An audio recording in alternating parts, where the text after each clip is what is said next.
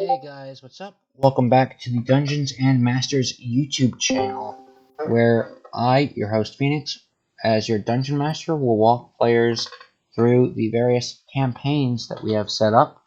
This being the first true after session, well, I guess no, it's technically the second, of Irithrieal. This is my completely original homebrew campaign. NPCs, the characters, monsters, all that.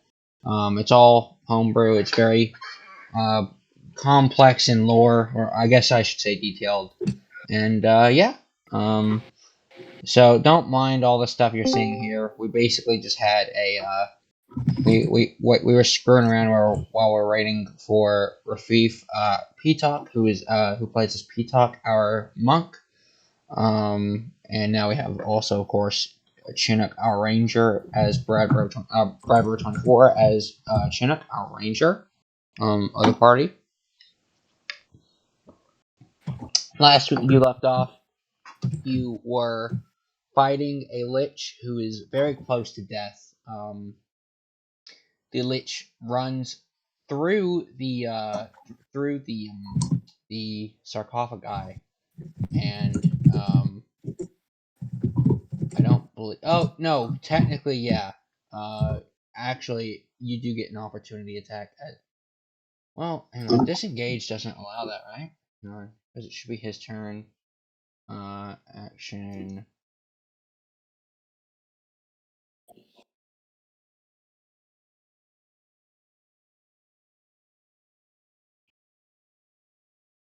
I don't know why it's acting like this, but I'm pretty sure disengage action lets you move out of melee range without penalty. Um,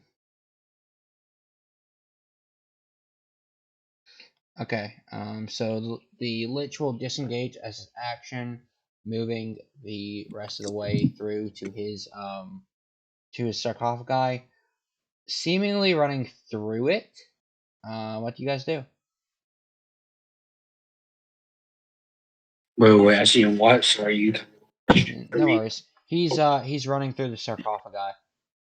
That he seems to have run through the sarcophagi, which you presume was just his corpse holder, basically the thing that held his body. But it seems like he went through it because he went in there, and now you don't see him anymore. Um,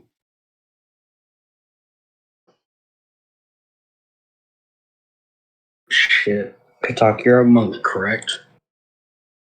He is, but I don't know why that would matter. Wait, is his sarcophagus on the wall or Yeah, where is yeah, it at? it's mounted. It's mounted straight into the very back. So it's standing straight up, mounted against the back of the very back wall of the room you just entered. Um, I'll just try and follow him, see if I can go through it as well. Yeah, you can. It's open wide enough for you as well, and P-Talk for that matter. Or just creatures of your size in general can get through easily. So you two, P-Talk, I assume you also follow through the sarcophagi. Okay, you both follow through. I'm sorry, I'm trying not to get it too excited. I promise I will not do my very best to kill you. I'll just play him as I would any other mob. But you see, standing before you, the Lich, and a very bright, a very maybe not bright, a very purple, sort of mist-esque energy about 30 feet or so behind, no, about 60 feet, I would say, behind the Lich, on the back of this room, basically. Am And I you able to see see the lich? the actual Lich, yeah, he's standing there with like 6 HP. And he looks at you like kind of, um looks you kind of dumbfounded that you like followed him through. He's like, oh, um, yeah. You guys can just like do whatever if you want now. But you see him almost running, trying to run towards the purple mist. Can I shoot him down before he reaches it? Sure, go ahead and make an attack roll. Would that be with advantage since he's facing against me? You wouldn't need it, but I'll give it to you. Okay, thank you. Yeah, no, that takes care of it. Yeah, 20. yeah. You literally shoot your antimatter rifle, and just literally the bullet. I'm sorry, the energy cell, the projectile that comes out of the barrel goes not only through the lich, but literally tears him in half. Just straight up, he's two halves now. And he goes, ah! And he falls to the ground into dead. However, you see a small purplish box that you can't quite distinguish fly up from the lich. And with blinding speed, before you can do anything, flies into the purple mist. You see the lich's body straight up just disappear, like disintegrate. Basically, it just straight up disappears into dust. It like completely gone, not even dust remains, honestly. As you now hear a very villainous, clearly undead laugh. Welcome, mortals, to my realm. You face a Sararak. What's that? Is that just his name, or is that a monster?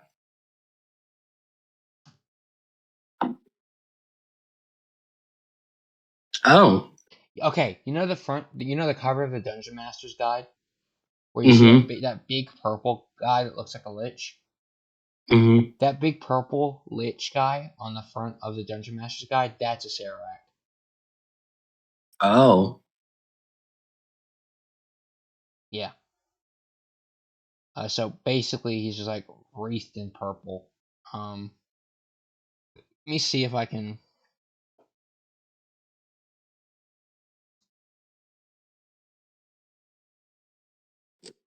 Literally. Okay, well, that's not very HD quality. Oh, I guess it is, yeah. Okay. This is literally what he looks like.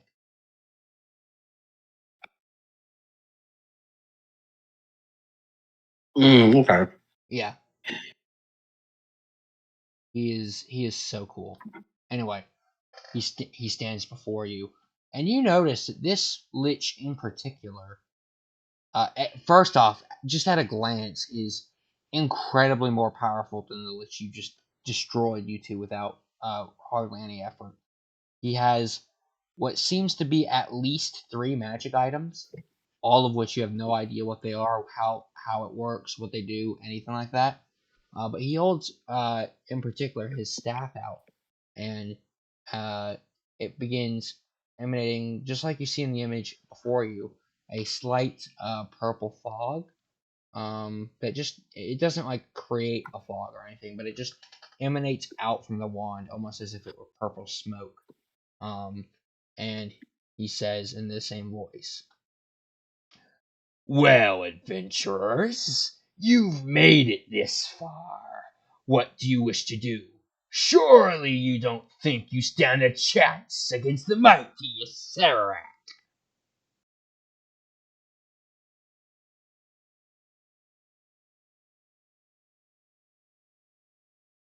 I got an idea,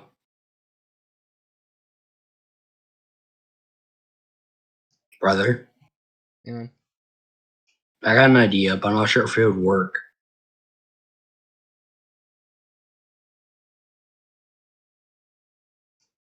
Intimidation check. Yeah. Dude, is that voice not like fucking awesome, dude? It's awesome, but I wouldn't say it's scary. Fuck you. I didn't mean that in a rude way. I'm just, Okay, fine. Fuck you. Fine. Bastard. You're going down first. Okay. So, what do you got? What's your idea? Since neither of you two want to fucking react to that cool fucking voice I just did, son of a bitch.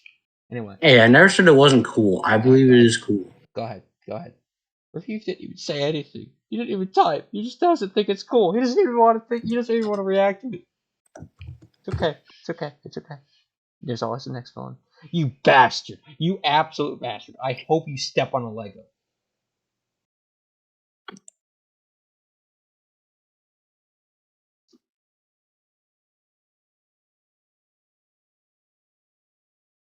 I would absolutely step on that cat. I would turn that cat into a pile of bones. I would throw that cat in the wood chipper, to be honest. With how mad I am at Rafif. Especially if it was his cat, dude. I'd skin it alive in front of him. Anyway, sorry, go ahead. You said you wanted to try something? Yeah. Where'd you even get that shit, dude? Is that like a picture you found online? No, it's a GIF. Oh, okay. Alright, anyway. Alright. Do either of you two do something? I mean, this guy is like. Oh, is he wanting to battle? What do you mean? Just answer the question. He's fucking evil! You couldn't tell by looking at him? What do you mean, is he wanting to battle? He's like the god of liches. What are you talking about? How much intellect does he have? Intelligence? Roundabout. Intelligence? Yes. Sure, I'll pull that up for you, I guess.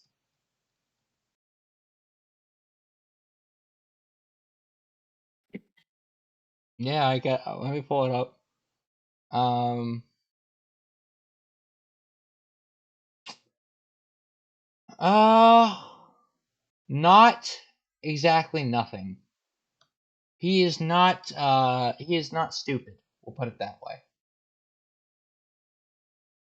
But he's not smart either. Oh no, he's smart. He's a clever boy. This guy got into Harvard. Never mind, that's not going to work. My Yeah, plan. yeah. You can't talk no jutsu your way out of this one. I wasn't going to do that. All right. So if You you want to two know what are I was going to do? what? I was going to pretend like to praise him and be his quote unquote slave and do his bidding. And then as he walks up to me, I'd shoot him in the skull. Yeah, he'd kill you. He has no use for a mortal like you. Oh, okay, to be fair, you're not a mortal. Like you are mortal, but you're a very powerful one. So he might actually. That would have worked, but anyway. I mean, it wouldn't have because he's got a 27 intelligence, but you know. All right. I guess since you two stupid asses don't want to do anything, everyone roll for initiative. That sounded so toxic, but dude, what's wrong with you? This is like a big deal. Oh, it pisses me off. And you know how much I love liches. And this is like the lich. The lich. Ah.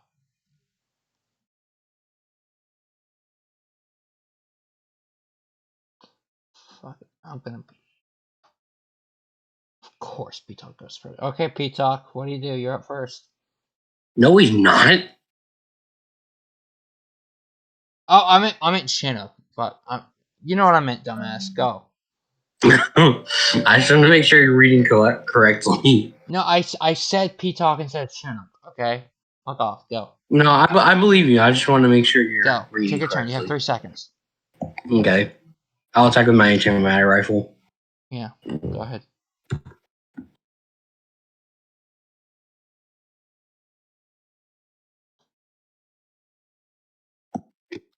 None of them hit.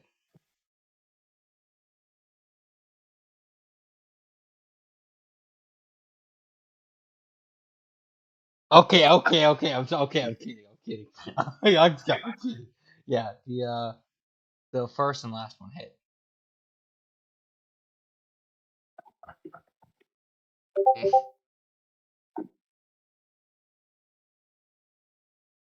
Okay. All right. So you shoot at a Sarac, the mighty god of liches, a Sarac that you guys aren't taking seriously for some fucking reason. And you like you guys could tell that pissed me off, but anyway, no worries, it's cool, we're fine.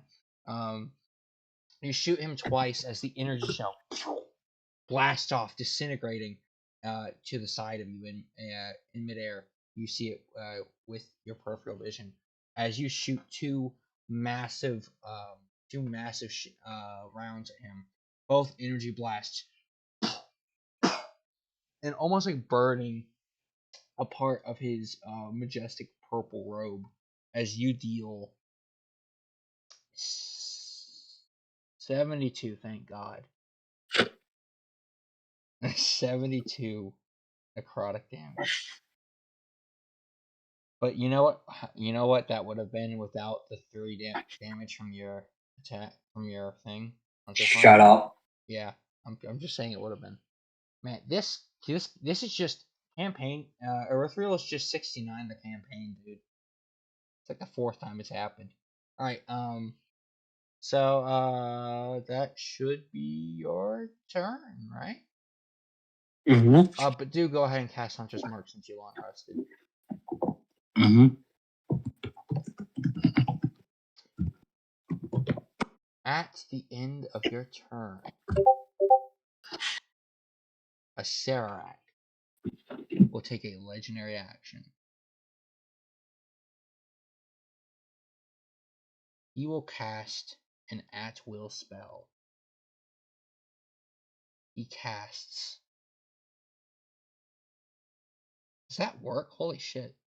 Oh no, it doesn't because he's gone. Okay.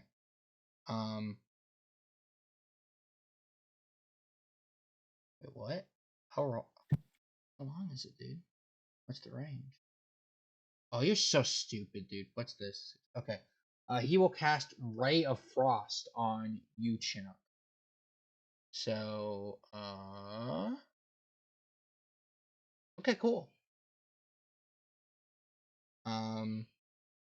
So you see a Sarac's hand turn lightest blue, uh, a mix of whitish blue energy, a mix of blue and light, uh, as a frigid beam of cold energy makes its way towards you.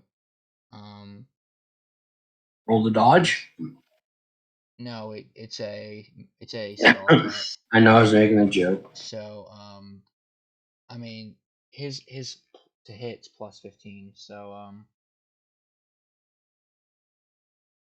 It's less than mine. yeah, it doesn't surprise me.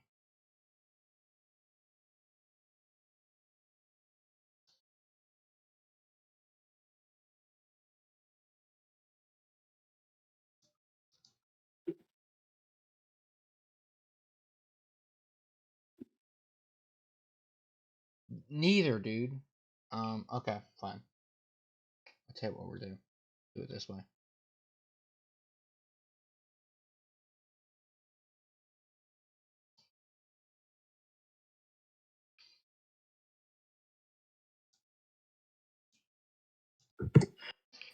$24. I'm assuming that hits. Smart ass. No. Okay, so it strikes you in a very frigid chill washes over your entire body as you take 48 cold damage. Your speed is also reduced by 10 feet until the start of your next turn.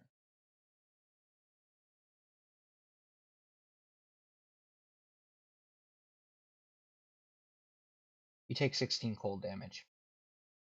How much? 16.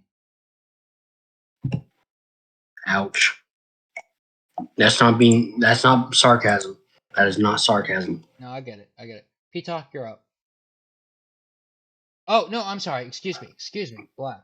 It is now a Sarak's turn.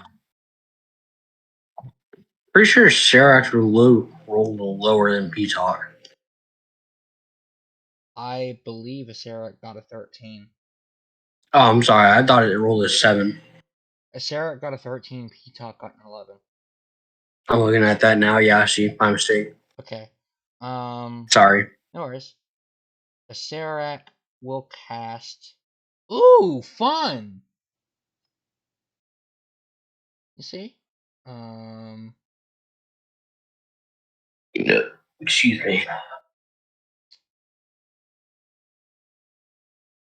That'd be kind of mean, though. Okay. A Sarak will cast Blight on you, Etok. So I need you to make me a Constitution saving throw.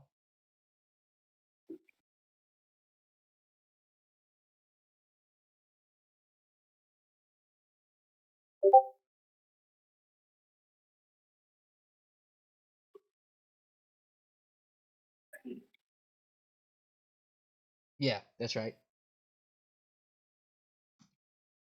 You succeed as you get hit with the Blight. This very dark purplish necromantic energy hitting your body, um, sapping what seems to be a bit of moisture from your body as you take 12, um, 12 necrotic damage. In addition, a Sarak will move 30 feet closer to you. So now he's 30 feet away. It's your turn. Mine? Oh, wait, no, P-Talk. Sorry. Yeah, no worries.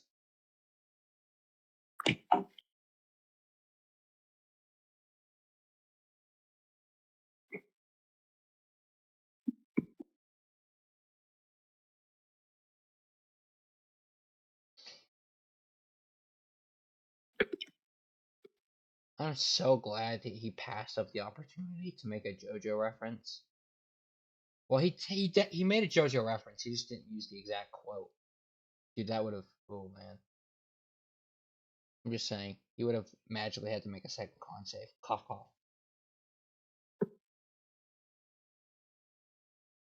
Aceric responds, Mortal, you'll find that I'm very capable of dispatching pesky adventurers like you as just a mere pastime.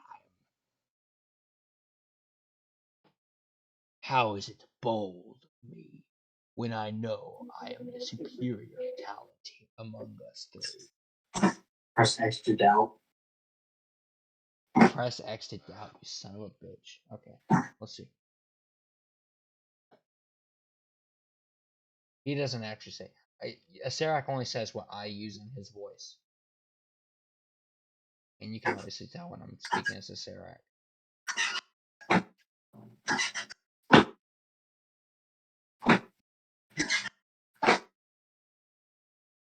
Can you stop beating your desk, dude? Me? Yeah, you. I'm throwing my pillow up in the air and catching it. Stop that.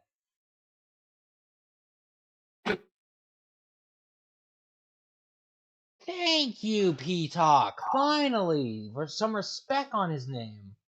RESPEC, baby. Respect. P-Talk, you take out your staff of Wukong. Just being able to see that this is clearly nothing like the Lich you fought earlier. Perhaps even slightly more powerful than Victor himself. As you run up to him, I guess what you want to do, right? You don't want to make it go mobile mode.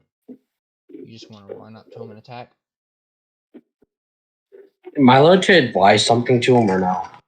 You can, but that's perfectly fine what he's doing, because his action will be spent making it mobile mode. Is why he's not doing it. How do you have 60 feet of movement?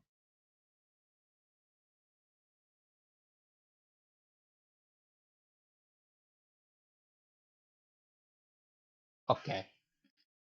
I'm not gonna question it.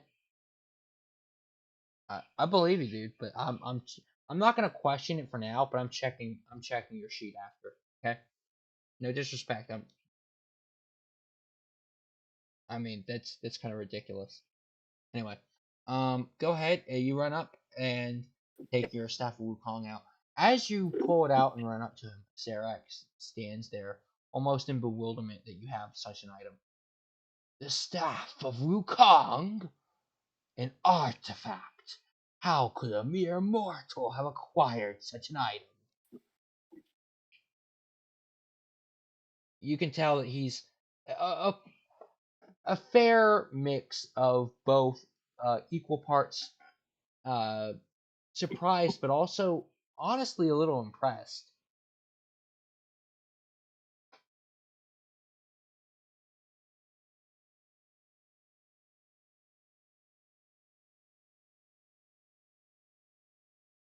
All right, go ahead and make your attack rolls.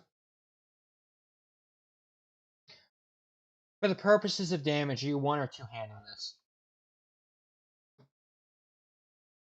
I only ask because it makes a difference on the die. Okay, go ahead.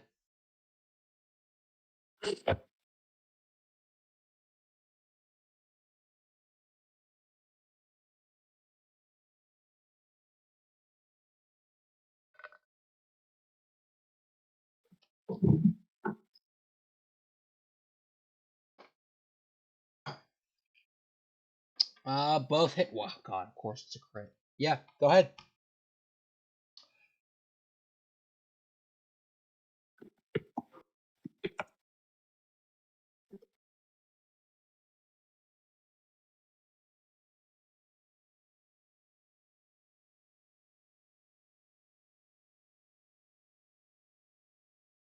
Um,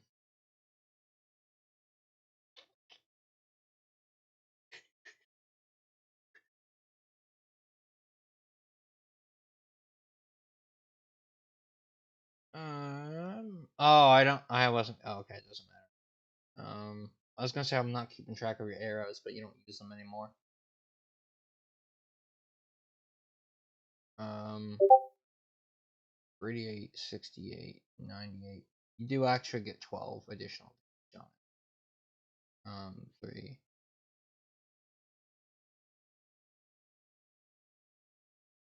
So you deal 9 damage on top of that. Yeah, that's fine. So 54. Just switch the 5 and the 4, basically. That hits.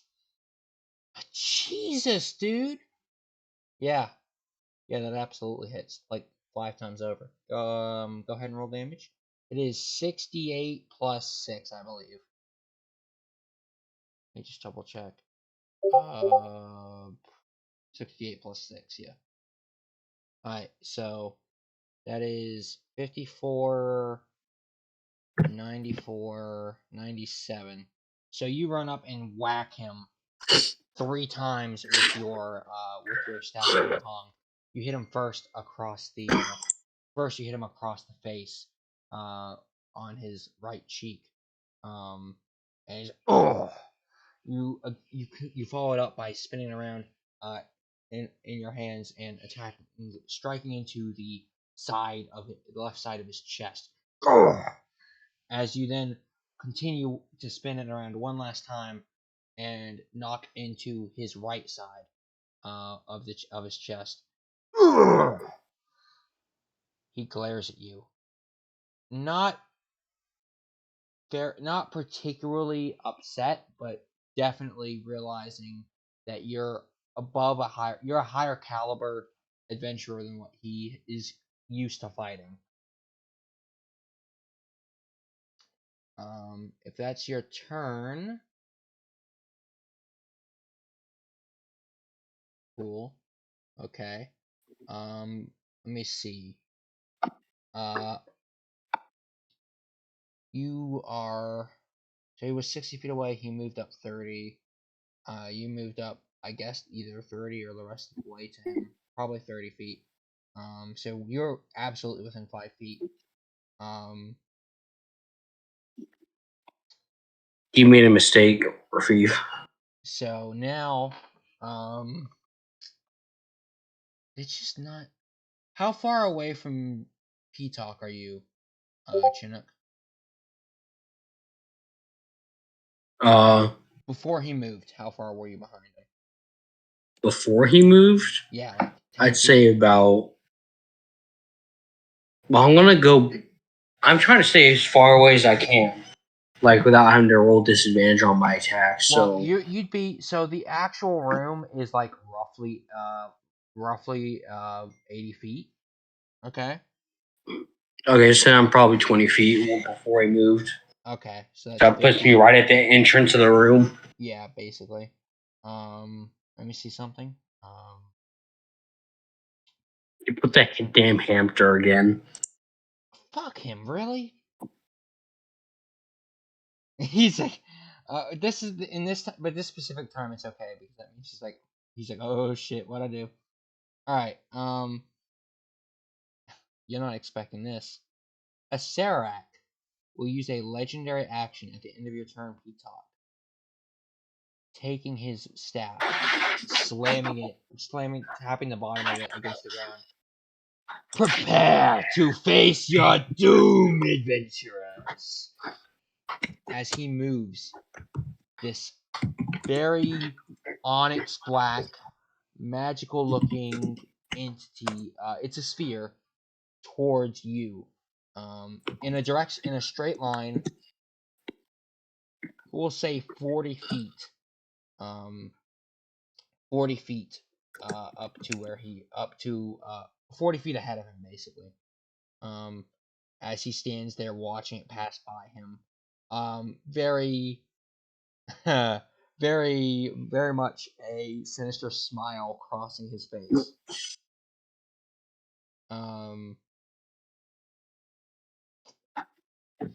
P-Talk,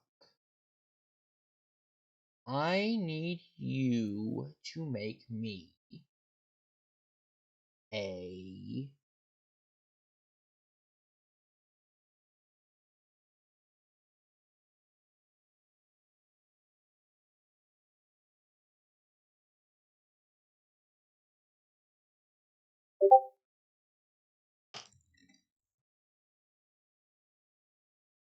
I need you to make me a dexterity saving throw, please.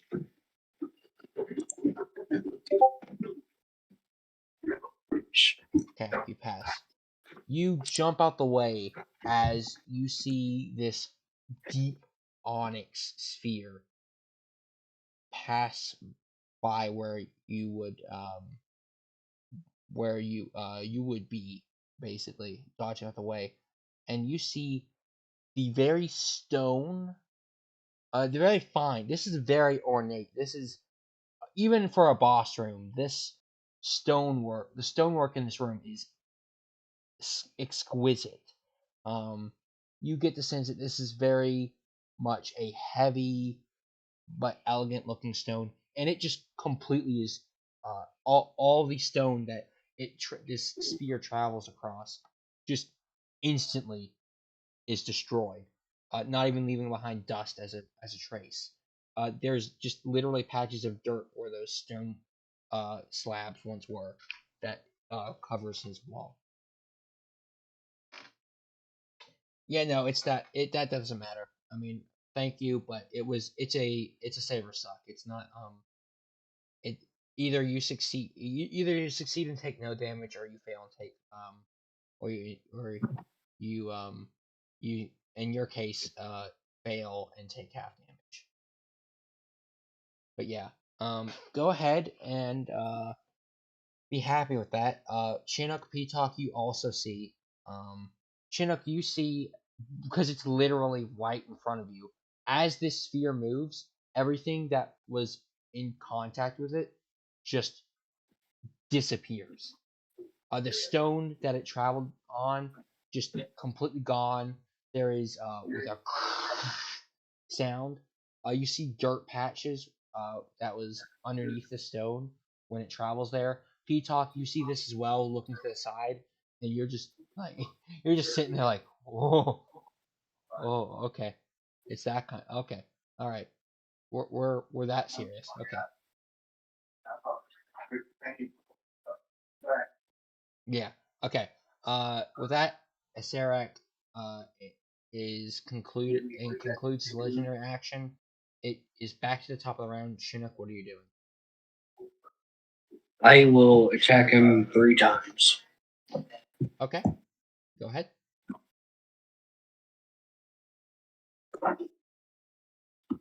Ouch. You good, Ben? Yeah.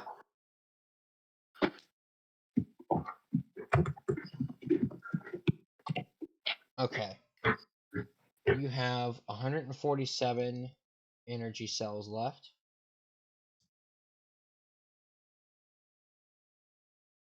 Because you would have had a lot less, but it's each energy cell has enough power to contain 2 shots before being destroyed. So that's why you've made six shots that have hit. Um, well, I mean even the wasted shots, but anyway, um, yes, the 30 and the 29 obviously hit.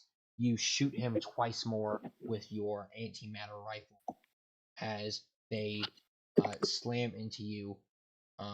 Why are you rolling 2d8? Because he's below half health. I mean, Oh, below his maximum HP. okay. Um, okay, yeah. So you shoot him, and again you hear the impact. You both hear the impact as a very slamming, but also slightly like a almost as if a chainsaw were to be revved up against his bones.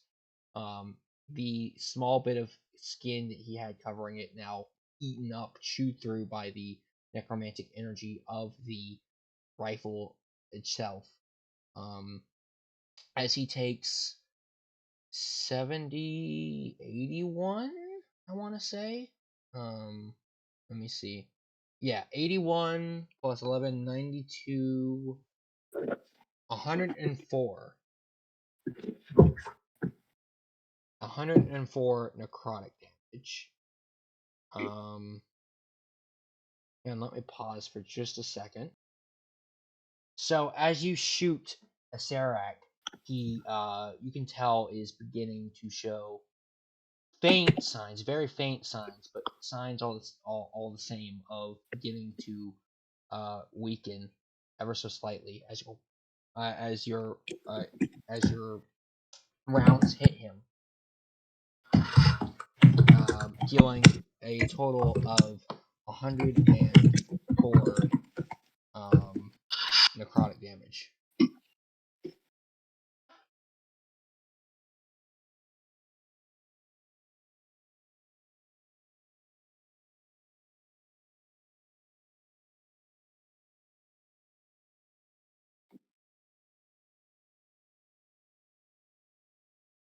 With that being said, um, is that the end of your turn, Chinook? Um,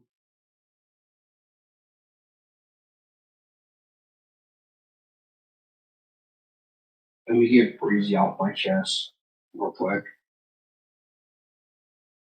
Off, breezy. Good boy. What's yours? What's this?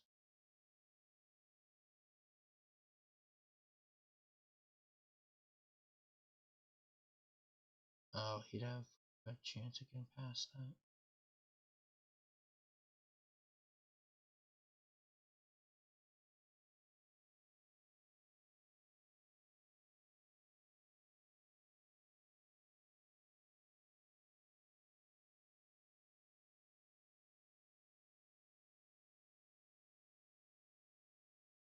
Um,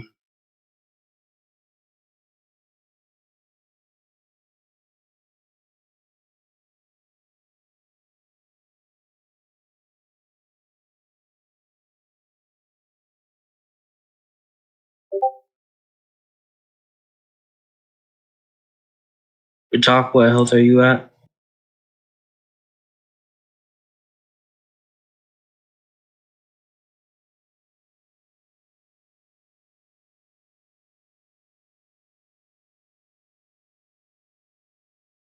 What health are you at?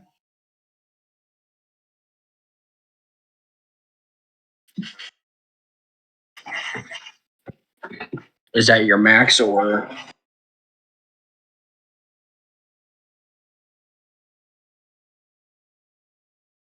Okay, yeah, I'll end my turn. A Serac will use a legendary action. That's his last one, right? Yes, but it doesn't matter because it's about to be his turn. But moving the sphere costs 2 actions, yes. And this would be his third and final legendary action. But they reset on his turn, so it doesn't matter. Oh, that's 8. Yeah. Oh, it's a problem, isn't it?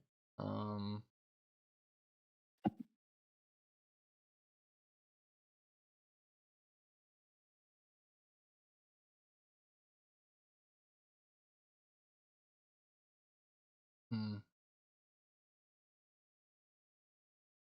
Um.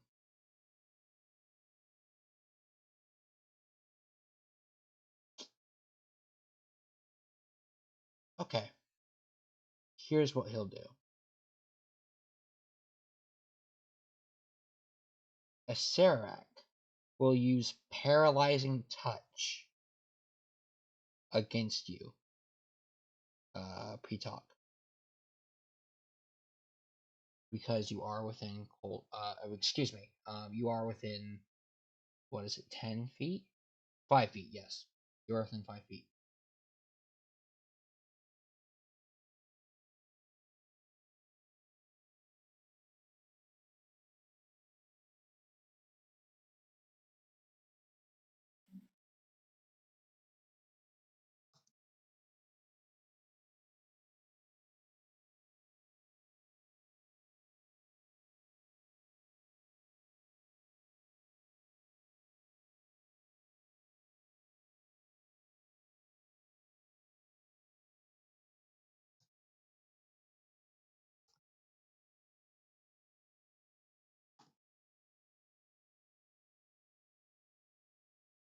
Okay.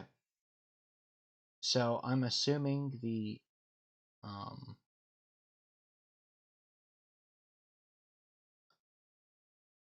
So I think it says the thing is actually a.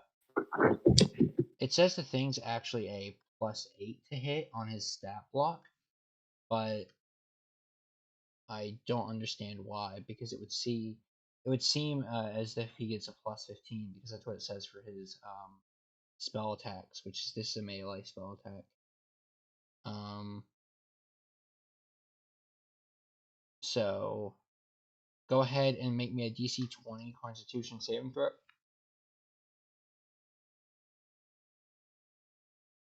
Okay. So you fail. You take 6 cold damage, and additionally, you are paralyzed for 1 minute.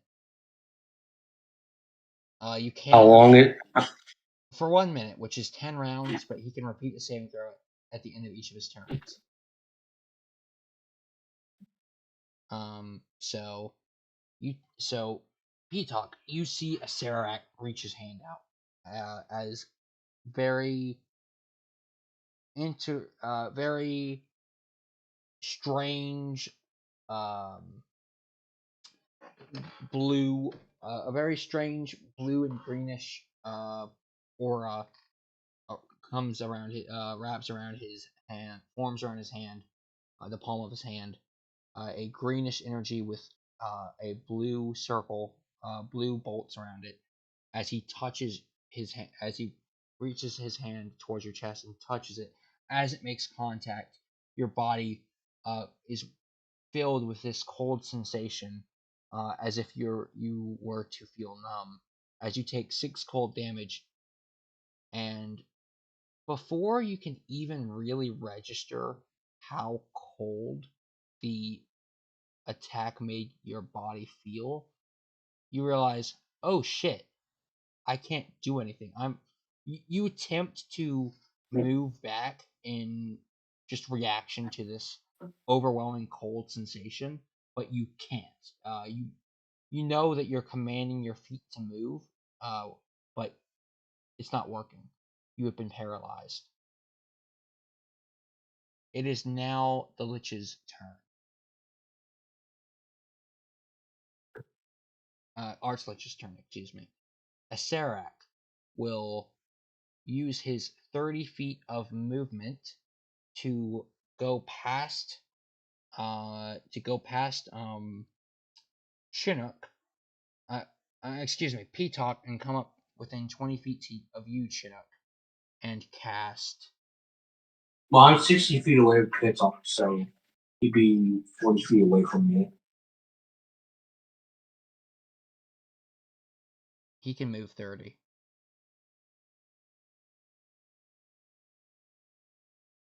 I don't get. Okay, so he's in within 30 feet of me then, right? So okay, you said you were within 10 feet of Peacock by the time before he moved, right? No, 20. 20. Okay, he moved like 40. Because that's all he would be able to move. That's all he would need to move to get up to a Saradak. So you're 60 feet away from him. He moves 30 feet, so now he's 30 feet away from you. Okay, he's 30 feet closer to you. Is what I'm saying. And he casts.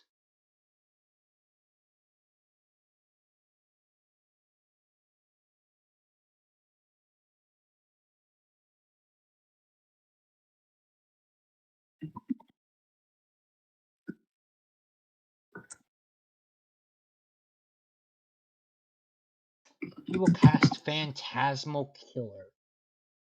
Oh, great. Relief. Okay, thank you.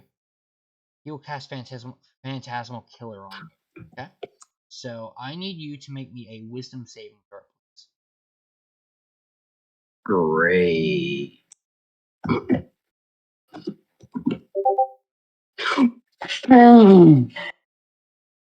No, you didn't. Fuck you. Okay. You succeed.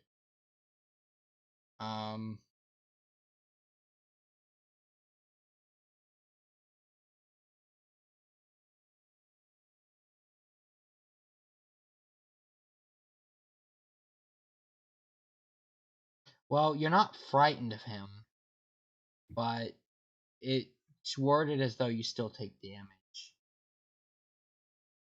How much damage? At the end of each of the target's turn, succeed a Wiz save or take 40-10. On a success, the spell ends. Well, I just succeeded. You succeeded the. Okay, listen. You tap into the nightmares of a creature you can see within range and create an illusory manifestation of its deepest fears, visible only for that creature. The target must make a Wisdom saving throw. On a failed save, the target becomes frightened for the duration. Okay? That is what happens on the failed save. You succeeded your save, so you are not frightened. However, at the end of each of your turns, before it ends, you must succeed on an additional Wisdom save or take 40 Oh, damage. okay. Sorry. No worries. Wait, how much? 40-10. For a Well, I'll fourth be level, damned. for a 4th level spell slot. It is overpowered. Okay, but Yeah. yes, you critically succeed. That's why I love it so much. You critically succeed, and you're not frightened of him. You see that Asarak tries to impose an intimidating visage upon you, but you just stand there. You look him straight in the eye, and almost smirk at him as if to say, "You're nothing to me. I don't fear you, bitch." He's like, and he's almost like surprised it doesn't work. Um, yeah. Um, However, just for the sake of flavor, please describe to me. Obviously, a Serac and P-Talk doesn't see this, but just for my own amusement, define what you believe Chinook's worst fear would be. because you didn't give me any backstory really for Chinook, which is fine. But what is his Losing deal? his friends. Okay, so you are surrounded. You see a Serax finger, uh, pointer finger, become encased with a dark purplish mist almost, more like a fog really. As that happens, he pointed at you, and a circular sphere of shadows emanates completely around you, and you can see through these shadows fine because you can see through these shadows, but you see images of Peacock and Leominar getting slain by various creatures. You think back to the time that Chris Pecha was slain by Gordeau, and the time he was so short lived. I don't even remember what Rafif's second character's name was smashed to smithereens by Hill Giant's rock. Um, you see these deaths, and you uh Well, I passed, remember? hold on. Let me narrate, okay? And Sorry. and it and it unnerves you. It makes you uncomfortable.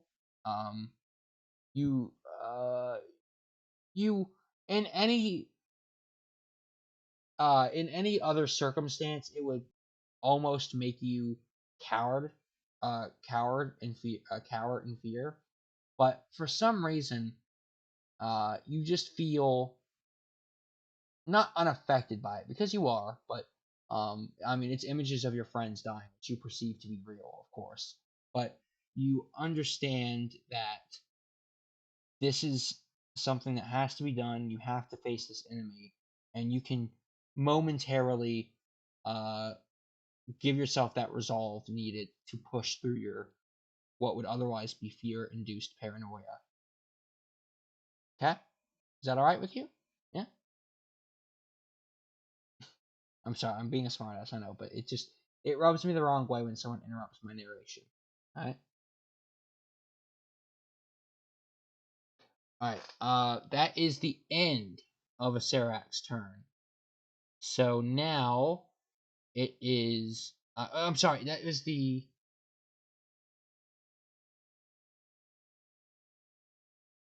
Hmm, that was a legendary action, wasn't it? He moves the sphere. Uh he uses the paralyzing touch. No, that was his turn because he used the paralyzing touch as a legendary action. Okay. Um. Okay. So Chinook, now it is your turn. Or No, it's yeah, P-Talks. Yeah, Pitog. I'm so sorry. I'm sorry. P-Talk. P-Talk, it is now your turn. Now I will say you're both. Before you do anything, I will politely remind you you are paralyzed. Part of the paralyzed condition is the incapacitated condition. So I will pull both of those up for you right now, just so you know that I'm not hiding anything.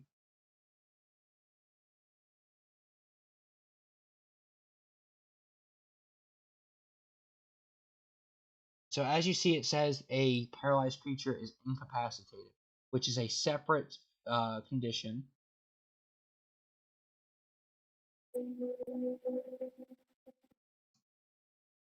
So you can't move or speak. You automatically fail strength and dex saves. Attack rolls against you have advantage. Any attack within 5 feet of you is a critical hit. You can't take actions or reaction, and you lose concentrations on spells if you were concentrating on a spell. So you're basically unable to do anything. You can't take actions or reactions. You can't move or speak. You can't move. Can I make a reaction? A reaction Yeah. describes the nature of what provokes this reaction and how you wish to react to that. And being paralyzed and the reaction being lesser extortion.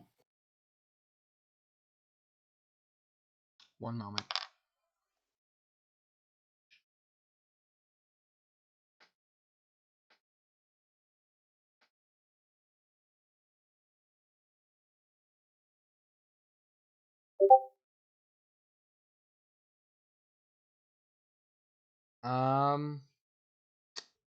No, because that is an action. Damn it. Alright, so I'm assuming, P-Talk, you just automatically end your turn.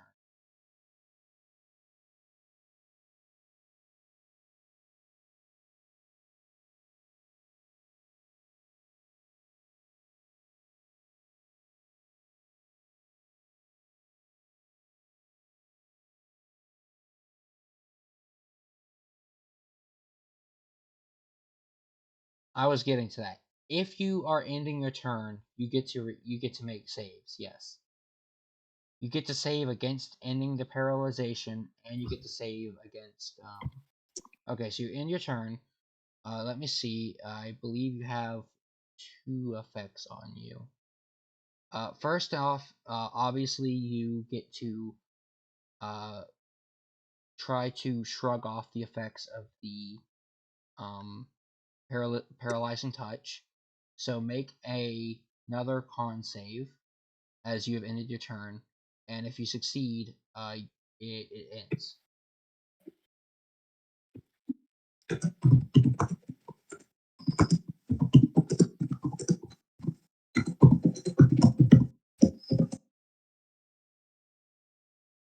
And for the record, obviously, ending your paralyzed condition would also end your incapacitated condition.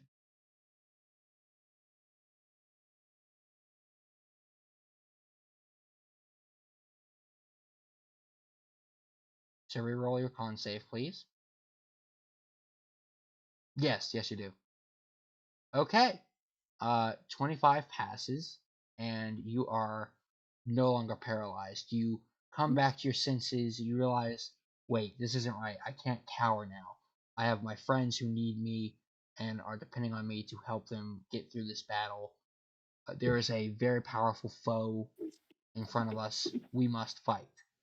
And you use that determination, that conviction of yours, to overcome your paralyzation as you are now back in the battle and can move and speak and attack and react as you see fit.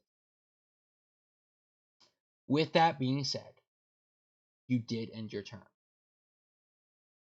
Meaning, Acererak gets to make another legendary action. I swear to God, he does something I'm thinking of.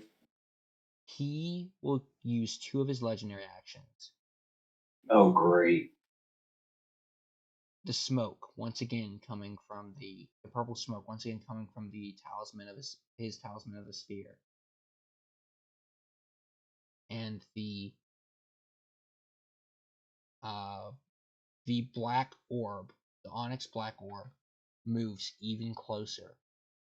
Actually, right on top of Chinook. Well, it moves straight forward through him, but now you're completely within. Well, technically, you get to make a dex save to resist being consumed by the orb. So go ahead and make me a dexterity saving throw, please, Chinook. Okay, just let me get Breezy off of me. Yes, please do. Okay, he's off of me. Let's go. You said save, right? Or check? Yes, sir. Save.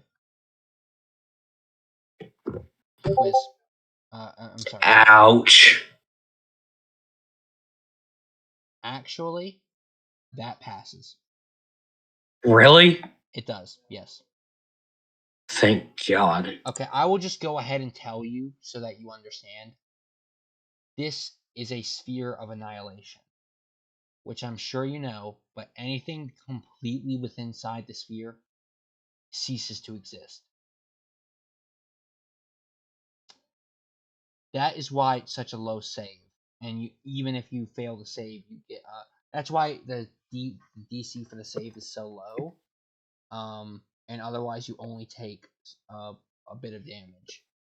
And now it's not nothing. You still take damage, and it's still a fair amount. But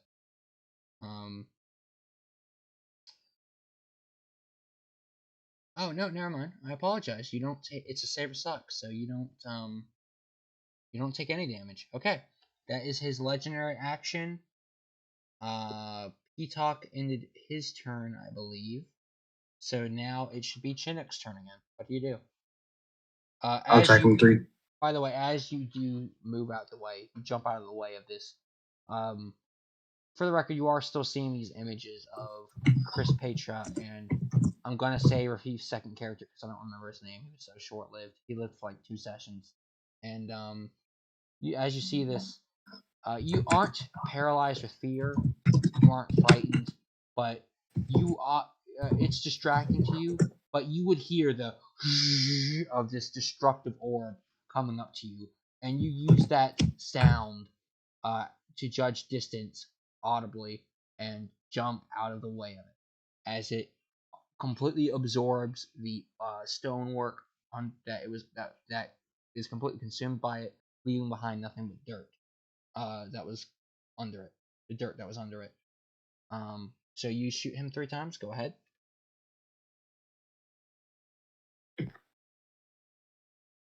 Ouch. So that is a 28 that hits. That is a natural 1 that misses. That is a 21.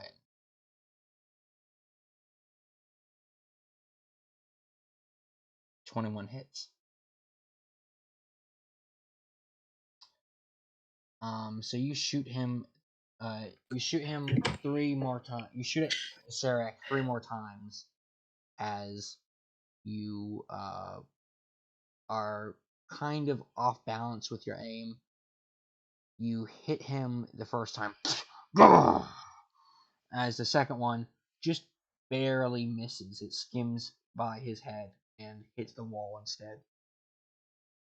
And the third one again is on target, hitting him just barely in the on the very edge of his torso, as you deal 71, 82. I said 82, right? I don't know. 98, I believe, is the damage you deal. Let me check it to be sure. I'm pretty sure, but I'll just check anyway. 98, yes. Not 98. 9 and then an 8. So yeah, you're doing pretty good for yourself. Of course, Chinook's helping too, but yeah.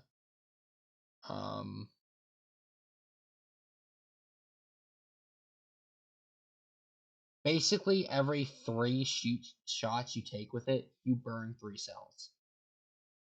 Or, I'm sorry, yeah, you burn 3 cells.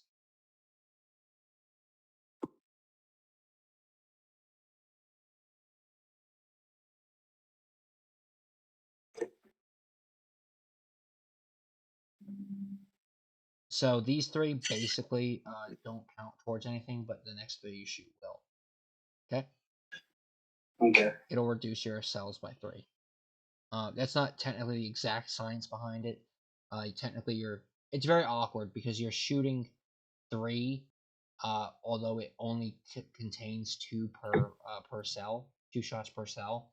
But I'm willing to forego that bit of mental gymnastics we'd have to do just for the sake of saying it's okay. Your first round of shots is free. After that, you lose 3 energy cells because 3 times 2 is 6. So you Okay. have 6 Thank you. shots, 2 shots per. You lose 3 cells every 6 attacks. Anyway, anyways, you're welcome. You deal 98 necrotic damage as you shoot him 2 more times. Did you say 89 or 98? 9-8. Okay, thank you. You're welcome.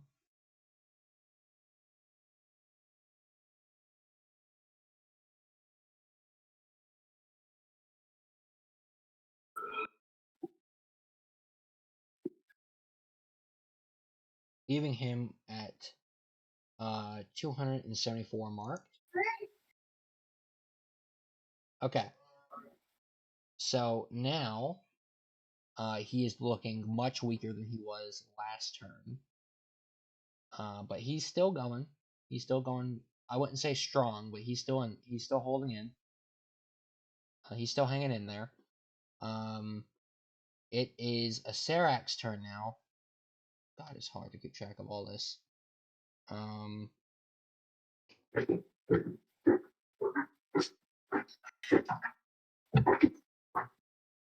Now, this is going to be interesting. Now, Chinook.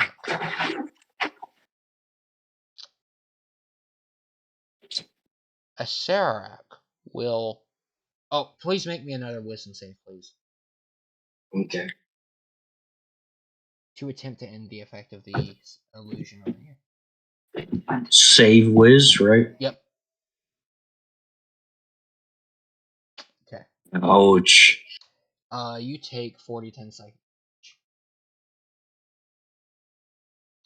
You take 22 psychic damage. How much? 22.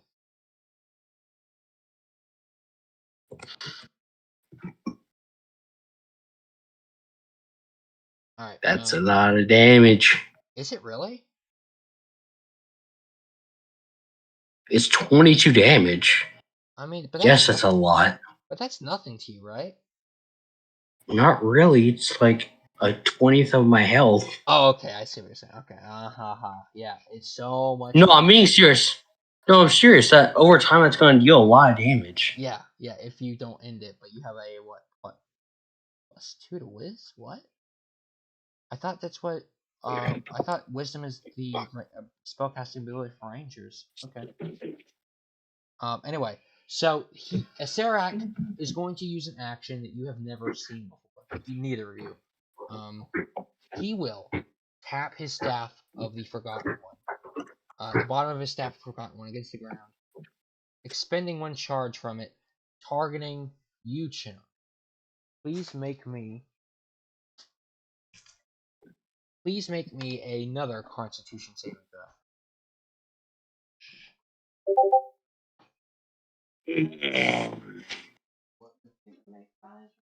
Okay. You could attempt to increase your score, but it's gonna be a lot of. No, it depends. What does it do? You're cursed. With? I won't tell. It's a bad curse. No, I'll do it. I'll increase it. I'm not going to take the chance. What do you increase it to? You can't. How many points? You can't regain hit points, and you have vulnerability to a type of damage.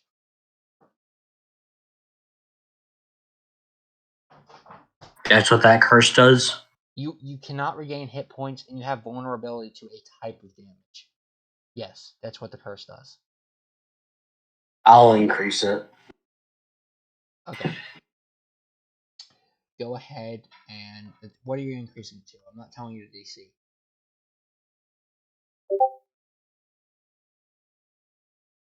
God, please let this work. I'm going to increase it to 19.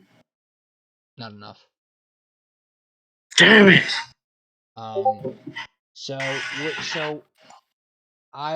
what I'll do in this situation is I won't have you spend the reward points just to fail anyway, but you do fail, okay? But now your character, now you know in character that the DC is at least 20. All right, fair enough. Fair. Okay. So now you feel so Acerak taps the bottom of his staff down against the stone cobble wall.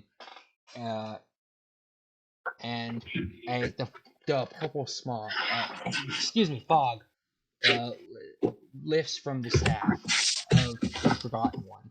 As it does, you feel this energy surround you, Chinook, as you don't feel quite the same as you were before.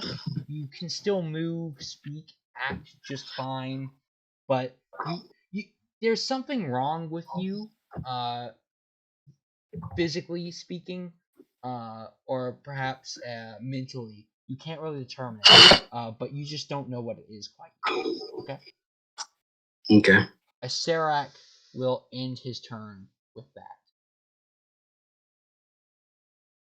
He will go ahead and move 30 feet closer to you, and you're only 20 feet away. But he'll move up to you. He'll move within 5 feet of you, and end his turn.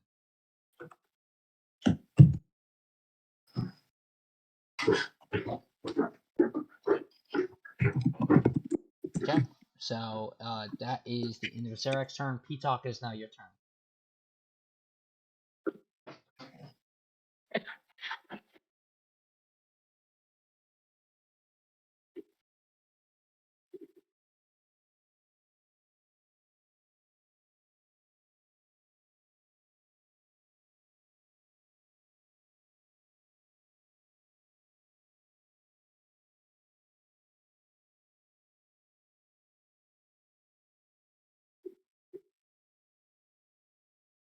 Okay, you move up to Serac, which you can easily do, and you attack him with your staff. Go ahead and roll attack for me.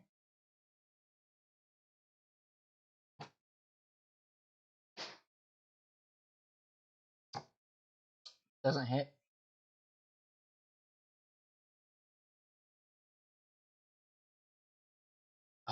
Does not hit.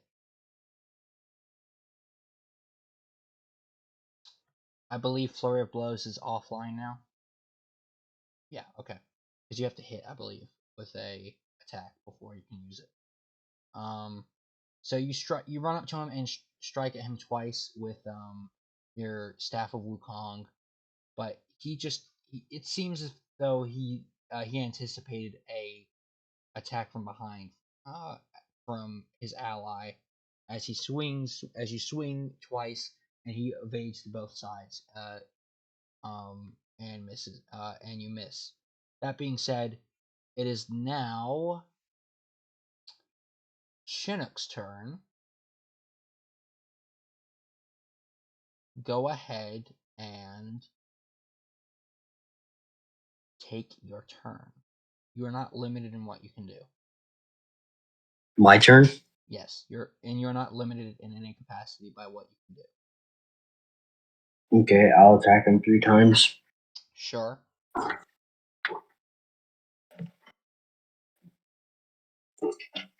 All 3 hit. What's that great thing playing?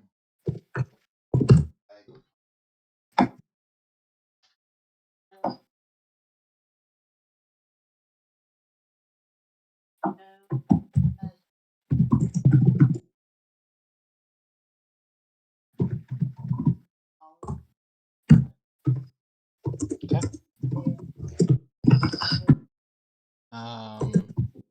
33, 27, that's 50, 60, excuse me. 92, 105, 122.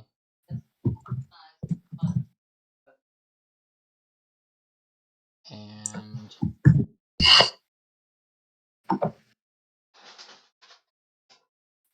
no, it says 122 here. No.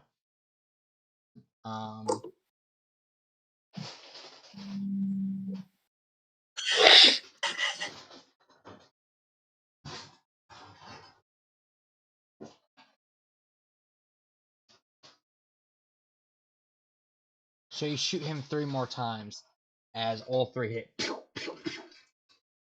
And you feel like you're really making progress at this point. You see parts of his actual skeleton begin to completely dissipate from sight, like entirely, without any trace of remains, as he has now taken 396 damage.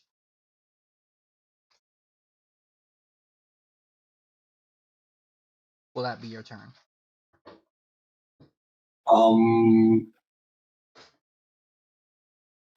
Let me check something real quick. Sure thing. I believe that you guys already know this, but I will go ahead and say, just for the record, I am modifying Serac's health for this encounter because you were both level 20. And I want Acerak to actually put up a fight because I mean he's a very he is a very very powerful being. It would not be flavorful for him to just die in 2 rounds, you know?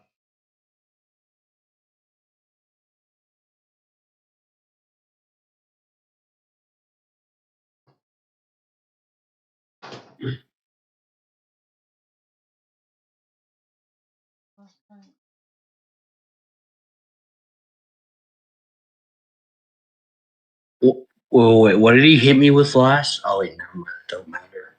He hit you with a curse.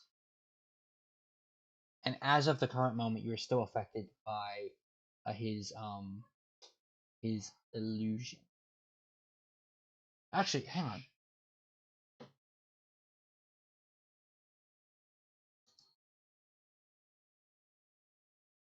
No, you're not. No, he loses concentration on the spell because the damage is too high.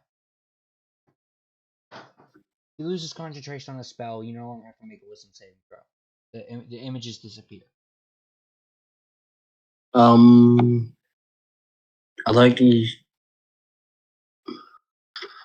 put on my ring of invisibility. That's an action. Damn it. Also, most of his spells are AoEs anyway. Most of his actions, excuse me, not his spells. Spells typically require sight.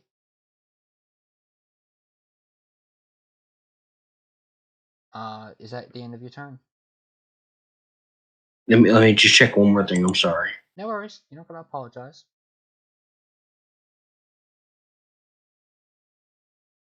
I know you know this.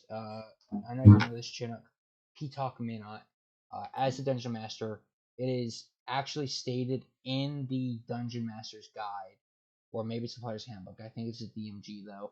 That as the DM, you have free will to use the stat blocks and modify them how you see fit. Whether it's upping the health, damage, modifying the spell list of spellcasting enemies, basically anything that could appear on a stat block can be modified by at the dungeon master's discretion. Just so you know, I'm like not just blatantly cheating, although it may certainly feel or seem like that. I'm really not. If it's that important, if you want me to, I can actually point out exactly where it says that. No, I believe you. Don't Not worry. you, not you. I mean P-Talk or Thief. Oh. I would have to go searching for it, but I know that the paragraph exists. Okay. Yeah, it's the end of my turn. Okay. So at this point, it is no longer strategically advantageous to Acerak to continue moving the Sphere of Annihilation. So he will not do that. What he will do is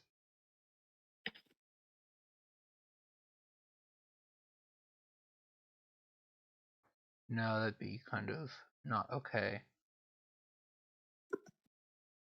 I believe he used a legendary action at the end of P-Talk's turn, didn't he?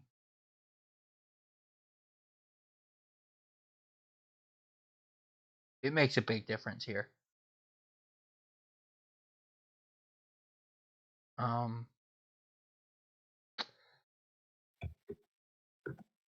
have to look back to see what P-Talk did. I'm sorry.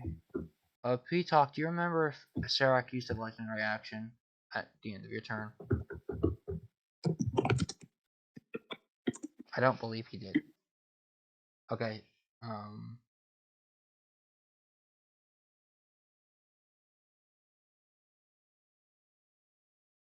Yes, he did use the one that paralyzed you, but I mean of this turn. I believe the paralyzation was last turn.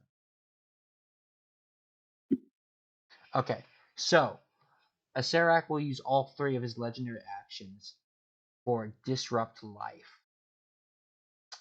Now, that would usually affect both of you, but it can only be creatures that he can see. So, Chinook, make me a DC 20 Constitution saving throw. Fuck. Why did I say that? Make me a Constitution saving throw. It's okay. What skill? Constitution. is so stupid. So stupid. Doesn't matter. I failed. Okay.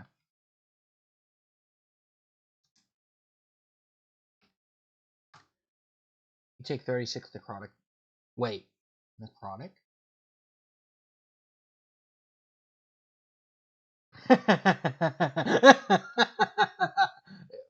Oh, sorry, not funny. Remember when I said you're vulnerable to a type of damage? You. Yeah, it's necrotic. You're vulnerable to necrotic damage because of your curse. So, Well, he said wear it off. Remember, because the amount of damage I did. No. No, the Phantasmal Killer has one. That's why I said the images go away or whatever I said. The curse exists until you either die or remove it. So 36 doubled should be 72.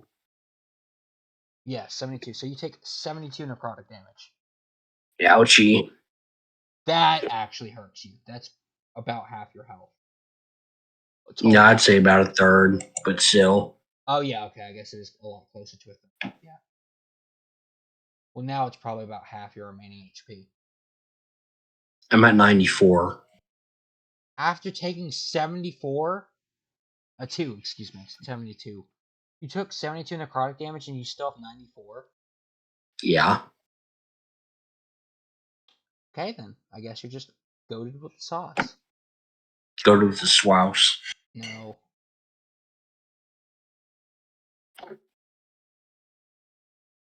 Go with the sauce that tastes like swouse. Yeah. Is that? Yeah. The Swouse flavored sauce, right? Yeah, exactly. Okay. It is Sarak's turn. He is running out of things that he can do. But I don't feel bad doing this because you're at such high health. He will. I'm at 94. He will. I love it. It doesn't matter. He's still doing it. He will cast Sarak will cast Finger of Death on you. Oh well, ain't this a bottle of shit? Make me another Constitution saving throw check. Okay, so Constitution. Constitution, yes. No, how do you spell it? CONSTIUT. ION, I believe. I know how to spell it. It's just hard to do. It's a bitch. Okay. I like to use my points.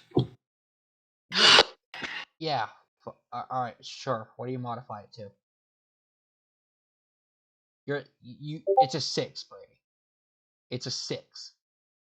You don't know what his spell save DC is. Go ahead. Tell me what you modify it to. 24. You modify it to 24?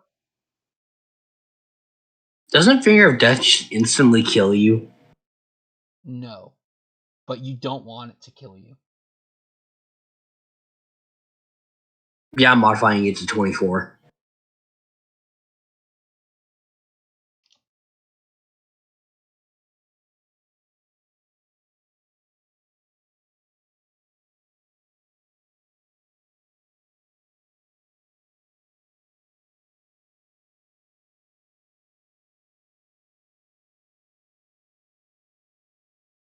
Hello?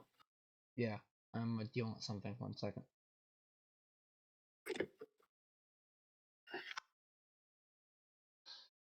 Okay. 24. That's so many points. That is 18. I'm not happy about it.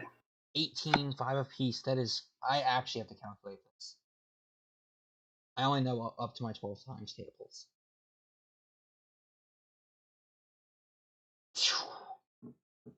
It's a lot less than I thought it was going to be, honestly. You got it to make it in a 24. That is an 18-point increase. At 5 apiece, that's 90 rewards points. Do it. Yeah.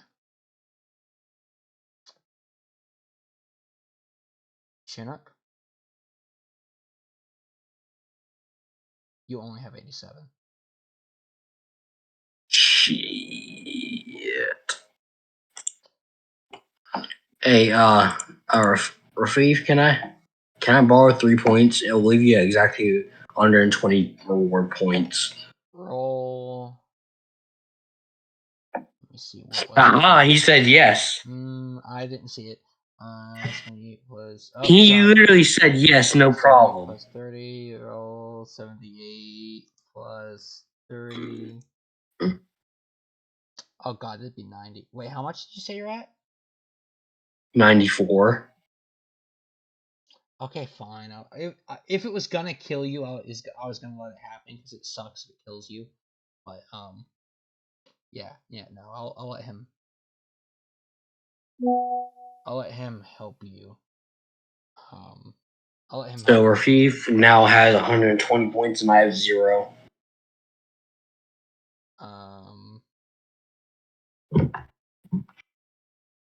Reward points, that is. 90 within 15. Yeah, he would have 108. What do you say he has? 123. Yeah, but what do you say you thought he was at? No, I know he's at 123 rewards points. Yeah, but my point is he goes down to 108. How? I'm spending 90. I have 87. Yeah, so he needs to modify it by 3 points, okay? 5 points. Oh, 5 okay, sorry, my mistake. Yeah, my 5 mistake. 5 times 3 is 15. 123 minus 18 is 108. My mistake. Sorry, got confused. No worries.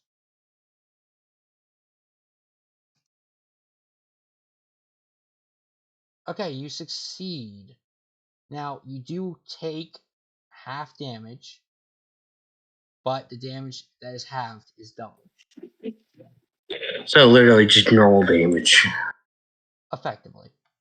So you would take 45. You would go down to you would take 45. You have that because you succeed down to 30. I take 45. I get it. No, shut the hell up. Let me figure it out. Because the extra few points might make a difference. 23, 22. You take 22 necrotic damage, but then it's double because you're vulnerable to 44. I'm tempted to tell you to take 45, but take 44. We'll play this one. Yeah, man, exactly 50 health. Is it my turn yet? No. It's P-Talks. Shit.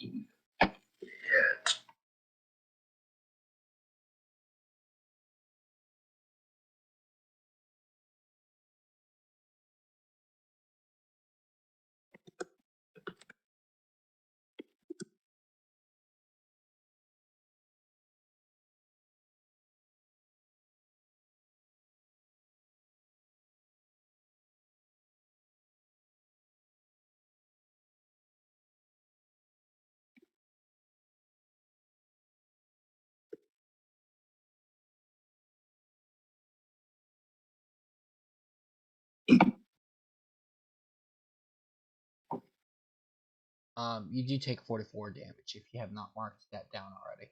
No, I already did. I'm at 50 health. Okay. Oh, wait. That might be beautiful. Never mind.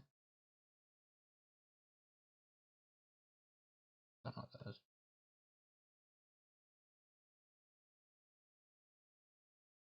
What's the importance of that?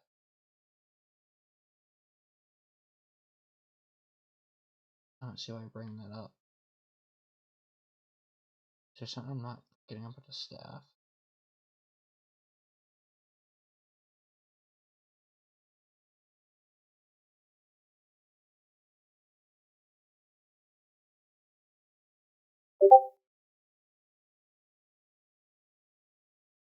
Yes, they're actually immune to non-damaging, non-magical necrotic damage. But that doesn't matter because the only reason Brady's been doing damage is because his weapon shots are non-magical necrotic. If it wasn't a +3, if it was just a regular antimatter rifle, he wouldn't be doing any damage. Literally, he wouldn't be doing any because he's immune. But because he reinforced it, he's dealing damage. Yeah, okay, so you hit him with your staff. Go ahead and roll attack for me.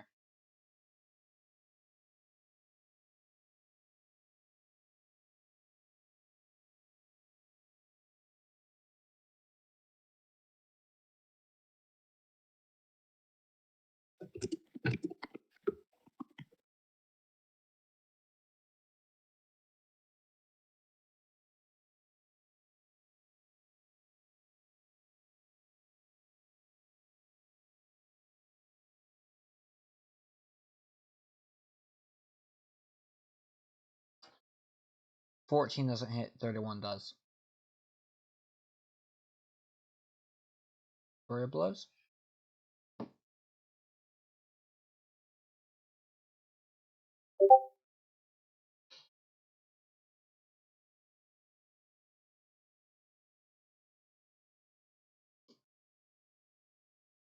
Oh boy, 3 key points.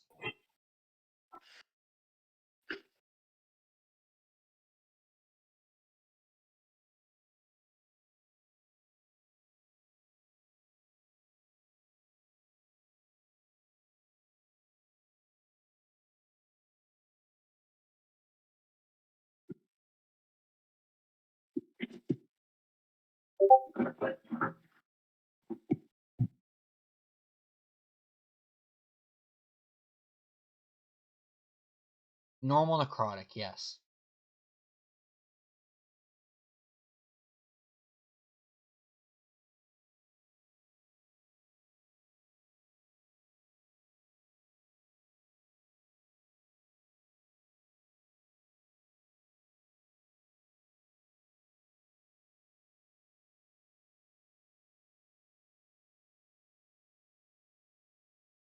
Sure, yeah, that's completely okay. Go ahead.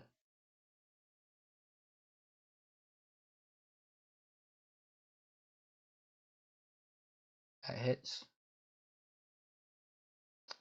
I don't believe that hits.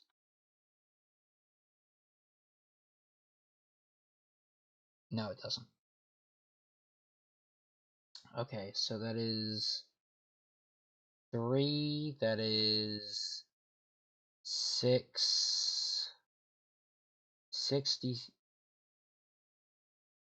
66 plus 6, I believe.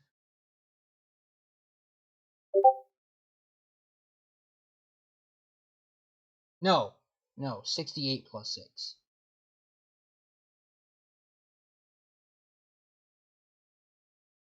So you spin your staff around, you hit him the first time, miss the second as he dodges to the side, and then you hit him again the third time. Okay, I was looking at the wrong thing. Yeah. So you swing at him the first time, missing. You also he dodges out the side. You hit him up. You uppercut him with the staff on the second attack. You also peg him with the third attack, which so you go whoom. He dodges to the side, bang, hits him upside the upside his neck, his chin, excuse me, and then you also slam him in his abdomen, and then you swing again, but he once again dodges to the side as you deal 37. As you deal 37 bludgeoning damage. I messed that up so bad. I butchered that shit.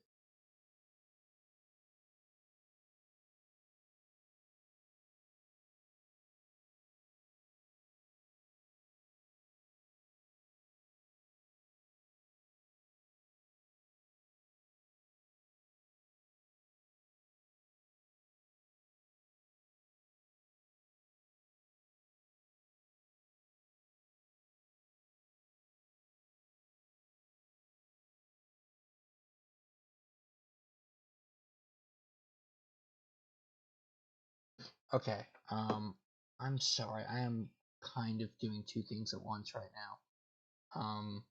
Which you guys know I almost never do. Unless it's important. Um, 37 on top of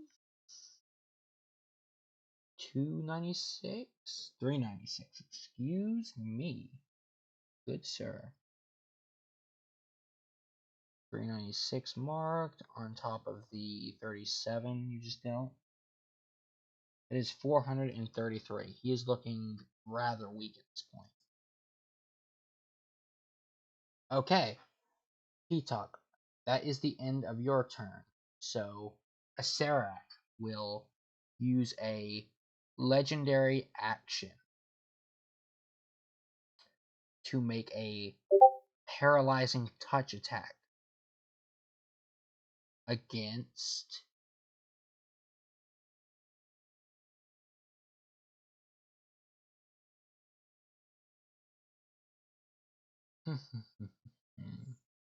against you, P-Talk.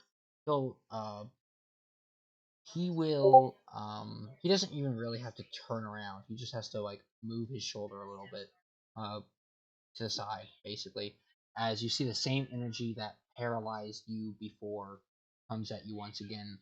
Please make me, once again, a saving throw. Constitution saving throw.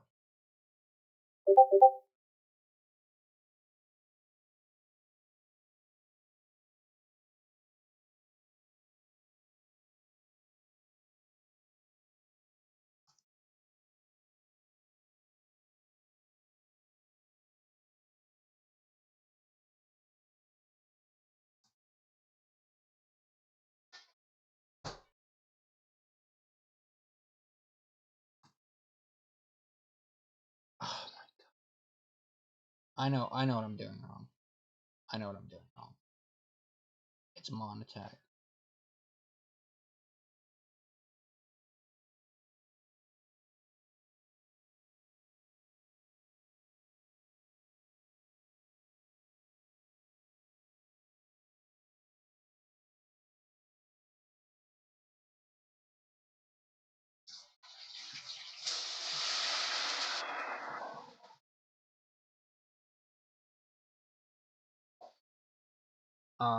Go ahead and make your. Oh. Yeah, okay, so you get hit, he touches your chest once again. You do feel the same cold sensation as you take 11 cold damage. However, you do not feel the same paralyzation effect that you did last time.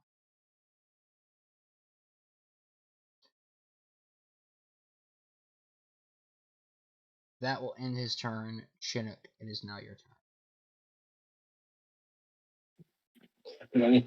I will attack him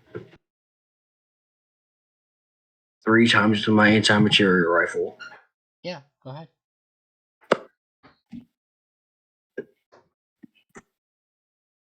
Okay, the bottom two hit. Second and third hit. So you shoot him at him 3 times with his your anti-material rifle, excuse me. And again, you feel a sense of accomplishment, very close to victory. Excuse me, wow. As you deal 3, 34, 60,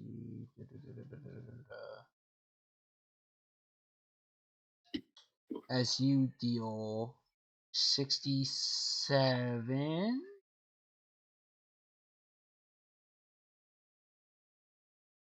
74, 80, exactly 80, I believe, is what you're looking at.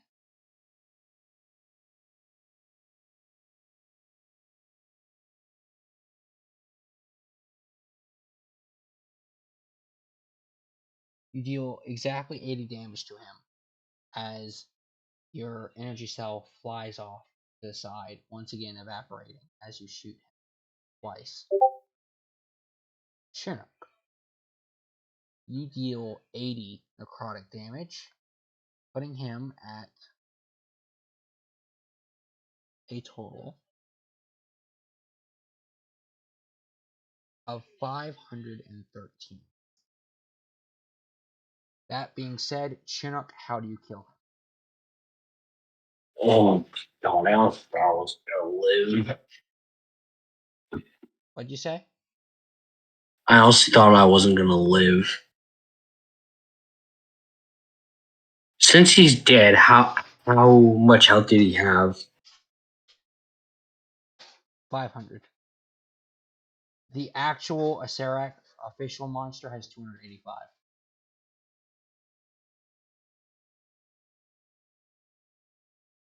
So you more than doubled its health. Okay, damn. No, I didn't, stupid. Oh yeah, sorry, you said 285. I thought you said 250. But anyways, I'd like to blast off his. Yeah, actually no. Let's do something special this time.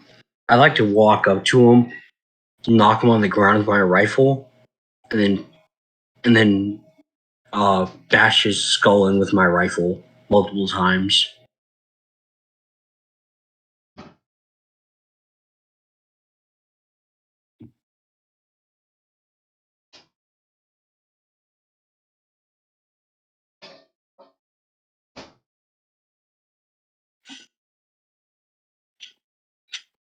Okay. So you knock him to the ground with your rifle and blast both his what? No. I knock him to the ground by Yeah. bashing him with my rifle on his chest. Okay. Then I get on top of him while he's on the floor and bash his skull in with my rifle Okay. So until there's nothing left. So you. Oh. Okay. I see where you got that. Okay. Yeah. So anyway, you hit him with the butt of your antimatter rifle. He goes, "Oh!" as he is knocked to the ground, and you get on top of him, sitting on his chest as you sitting sitting, not the other one, as you keep hammering at his face until it is absolutely destroyed, the bones and dust going everywhere. You've killed Sarah. Congratulations. Can I search his body? Sure. Make an What investigation. roll? Investigation. Roll.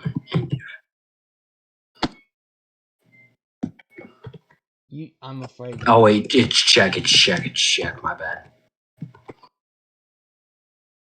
Check and ouch. You find his staff. I'll take it. Sure. You don't know what it does. That's fine. Okay. You take his staff. That's all you can What's it find. called? Or is it a custom item? It's a magic item. It is the um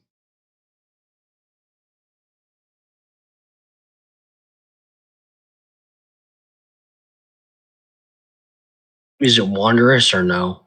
it is. Wondrous just means anything that's not an actual like item. Like if it doesn't fall into any of the regular category, it's basically the miscellaneous category. Um, Um, you have his staff of the forgotten.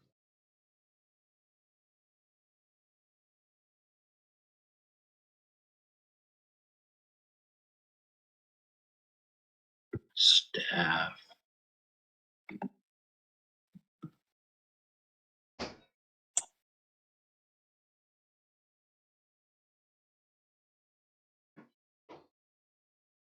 Okay, so that's not a thing in the stuff I'm looking at. It is. You just haven't bought it, Oh, but it's better that way because you don't know in character what it does until you have a identify or very intelligent wizard tell you basically what it does. I would say it works if you have identified, but I'm almost positive you don't. can I roll a history check on it? Sure. Just get all the info I can. Sure.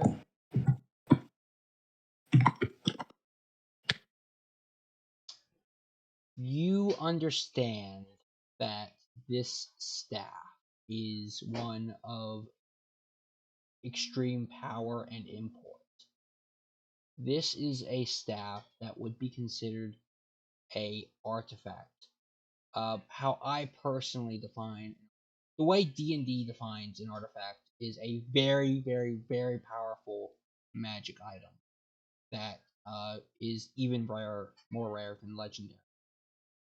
The way I have defined it for the purposes of my campaign is for every 1,000 magic items, there may be one that is an artifact. For every 1,000 legendary magic items, there might be one that is an artifact. Excuse me. Right? So it's not even guaranteed. Right, exactly. It's extremely rare to find an artifact. So the fact that P-Talk wields one is almost inconceivable. The fact you've encountered two in your life is incomprehensible. If you didn't actually... Well, I still have my quiver, don't I? Yeah, but it's not an artifact. It's wondrous. It's a very high... I thought it was the same. I thought it was the same rarity as Pitox.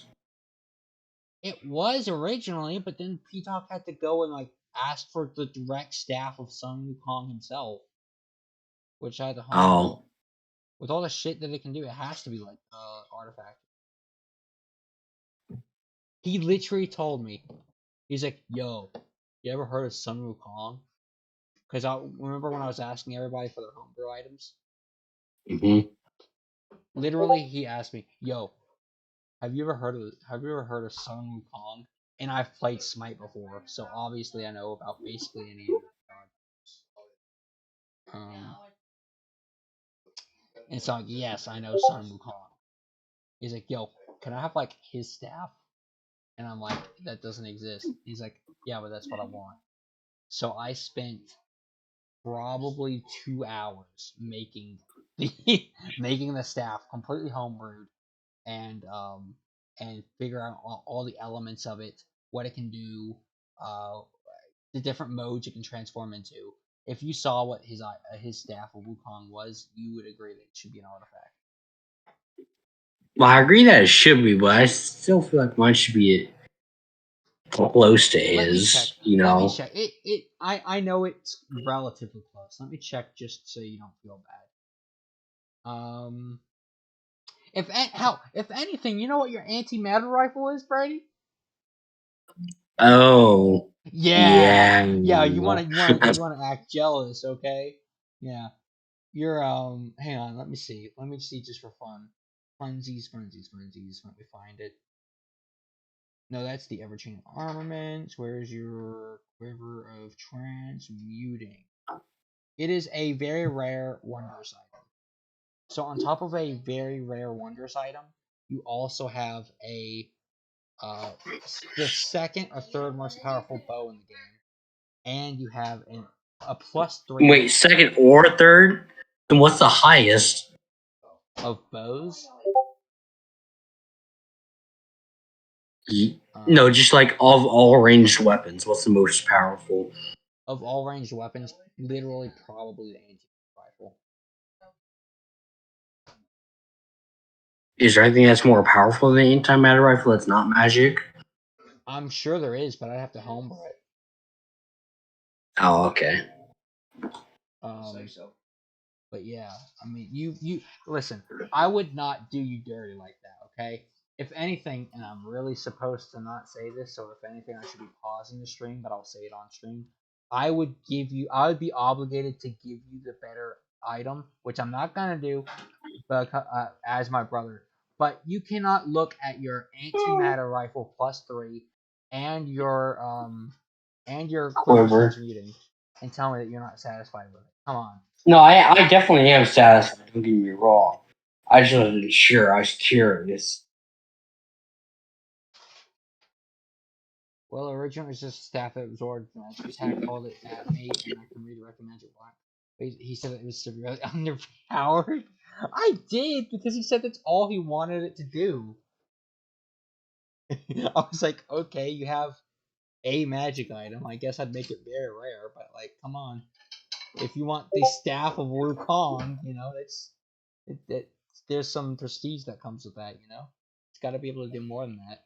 And he's like, okay, well, I want, and he listed off more things than I did when I was 7, asking for my Christmas wish list. Okay, and I was like, okay. He said like 3 or 4 things, and I think I saw him continue talking. I'm like, stop. I first off, I don't know how I'm gonna code any of this into the game to make it work. Not code, but you know, I'm not sure I'm gonna translate any of this into a homebrew item. But you have like 5 different effects on your item. Okay, you're good. It can transport the party through 120 feet of flying. It can do 2 different attack types. It can reach up to 25 feet. I mean, this staff is stupid. Okay. Anyway, yeah, that's besides the point. I would ask at this point if you would like to continue or if you'd like to stop the session after session as we are now. Good, you better. Man, I want to continue. You want to continue? I want to continue. Yeah. Okay. We talk you. Awesome. Fantastic. Okay. So you return. You return to Asera. You return from Aserak's lair. And from there you go outside the Lich's lair, and yeah. Now you have that. You do. I'm assuming you two just at least look towards the orb as you're passing it up, knowing what it can do. I'd like to pick it up. Actually, no. Okay. I changed my mind. You put your hand in completely within inside the orb of. I didn't say within inside. I didn't say inside. You can't pick it up. It's like literally 20 feet tall. Okay. It is Clifford as a pure incarnation of destruction and obliteration. It is literally called the Sphere of Annihilation. You couldn't possibly pick it up. Gordo, a Storm Titan, a Storm Giant, excuse me, could not pick it up. Okay. And even if you could physically manage to pick it up, you wouldn't want to. Your hands would just be consumed. That's why I said I changed your mind. Yeah. But anyway, you put your arm through, and while you're at it, you decide to swan dive into the orb. Your character's obliterated. Goodbye, chat. Yeah, bless her. You're welcome. Okay. So that being said, where do you two go now? It's just such an okay. So you had purposely overshot the last one. You went achoo and achoo. Yeah. Okay. So now I know how quiet you can keep it. You're just choosing to make it like I'm joking. All right, calm down. Come back to D&D. All right.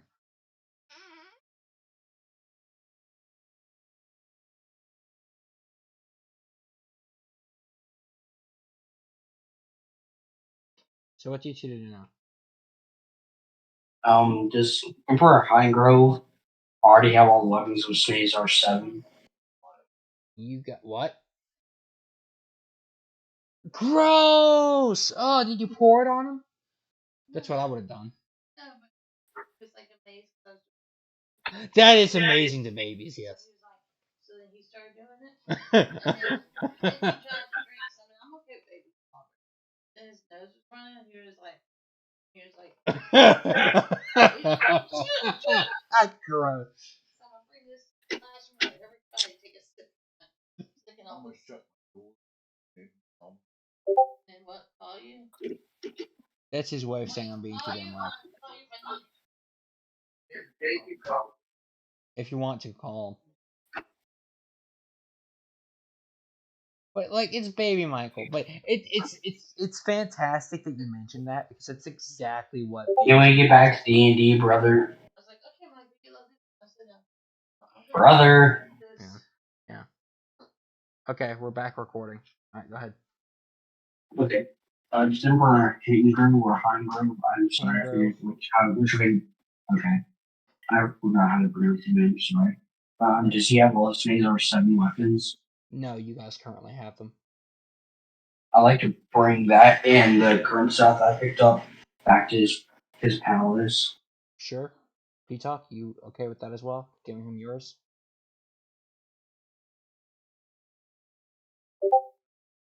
Okay. You guys both venture back to Castle Hangrove. Give the High King all of the Snazar 7 weapons plus the staff of the something or other. The Forgotten one? Yeah, I believe so. But yeah. With that being said, you are the Forgotten one. That being said, he thanks you.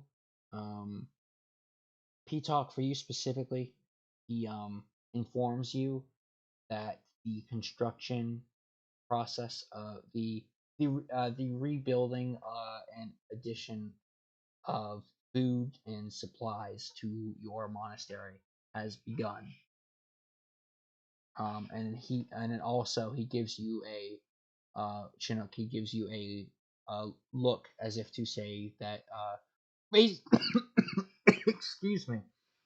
He basically gives you a nod, indicating that he is adding this additional amount to your pay.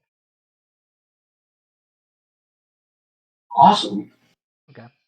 You're getting an increased pay next on your next payment period. Well, adventurers, while I am glad that you two have slain this lich, and in P-Talk, as you hand him the staff of the Forgotten One, he looks at it. Interesting. He doesn't know what exactly it is, but he can tell there's something special about it. Interesting. And he has it sent off to the storage room where all the dangerous magic items and whatnot are collected and stored, so that they're basically kept in the vault. You never see them again. And basically to ensure that villains and whatnot can't ever get to them. With that being said, he pulls out one of these papers, one of the many papers that he still has left. And surprisingly, it's not a bounty paper. It is a formal invitation, very official. It's got the Irithrieal stamp, but you know, approval. No, it's got the Irithrieal stamp of the actual government, like the office, the council, all that. The official stamp, engraved, not embedded, not engraved. That's the term. Printed. Yeah, we'll say printed on it. I forget the exact term. That's not the exact term, but it's close. On it, you can tell it's official paperwork.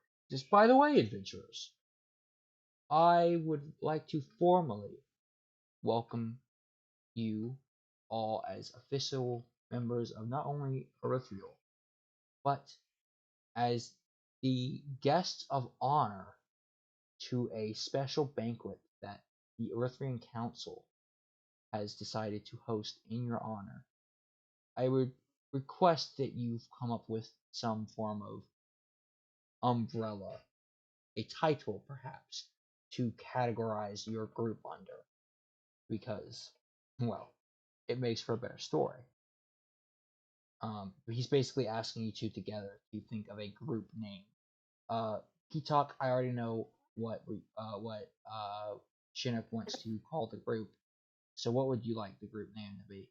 I'm asking everybody individually because then they'll combine that. We'll see if there's any overlapping adjectives or anything and put that together.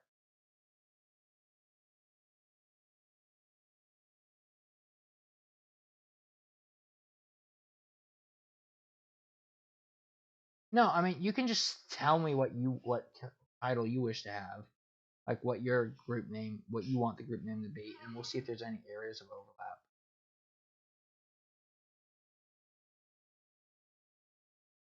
Like if it was just you and a party of NPCs, what would you call your group?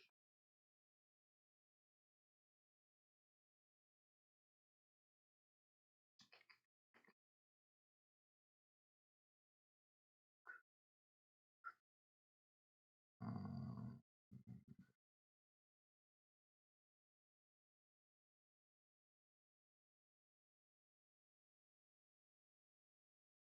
okay.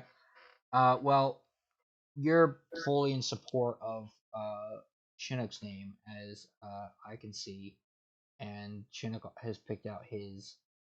I will still ask for Assam. I'll ask for Wassam's take on the group name, but as it stands, it is currently the Pristine Protectors, I think is what I named it. yeah, it is Pristine Protectors. Um, and so he asks your group name, um, and is it and by the way, I would advise that you take some time to come up with a title or name that signifies you as your group as a collective. This is a celebration not of any individual member, but the party as a whole. We will I'd be like to say something. well, he's not done speaking. Okay. This is a magnificent feast held in all three of your honors. There will be the entire Erythrian Council, of course, as well as representatives from other regions from other parts of the kingdom, from all over the kingdom, really, to to pay their respects to you. Thank you all for what you've done for this amazing central focal point of the entire kingdom, and perhaps maybe even bestow some gifts upon you. We'll just have to see. Now, go ahead, Chinook. You talk if you have anything you wish to say. And I'd like to say thank you, Emperor Pine Grove. Did I pronounce the name right? Mm-hmm. Emperor Hangrove. Yeah. I'd like to thank you, Emperor Hangrove, for everything you gifted us Of and course. told us and taught us. I didn't really catch that last part. Go ahead. For everything that you taught us, Mm.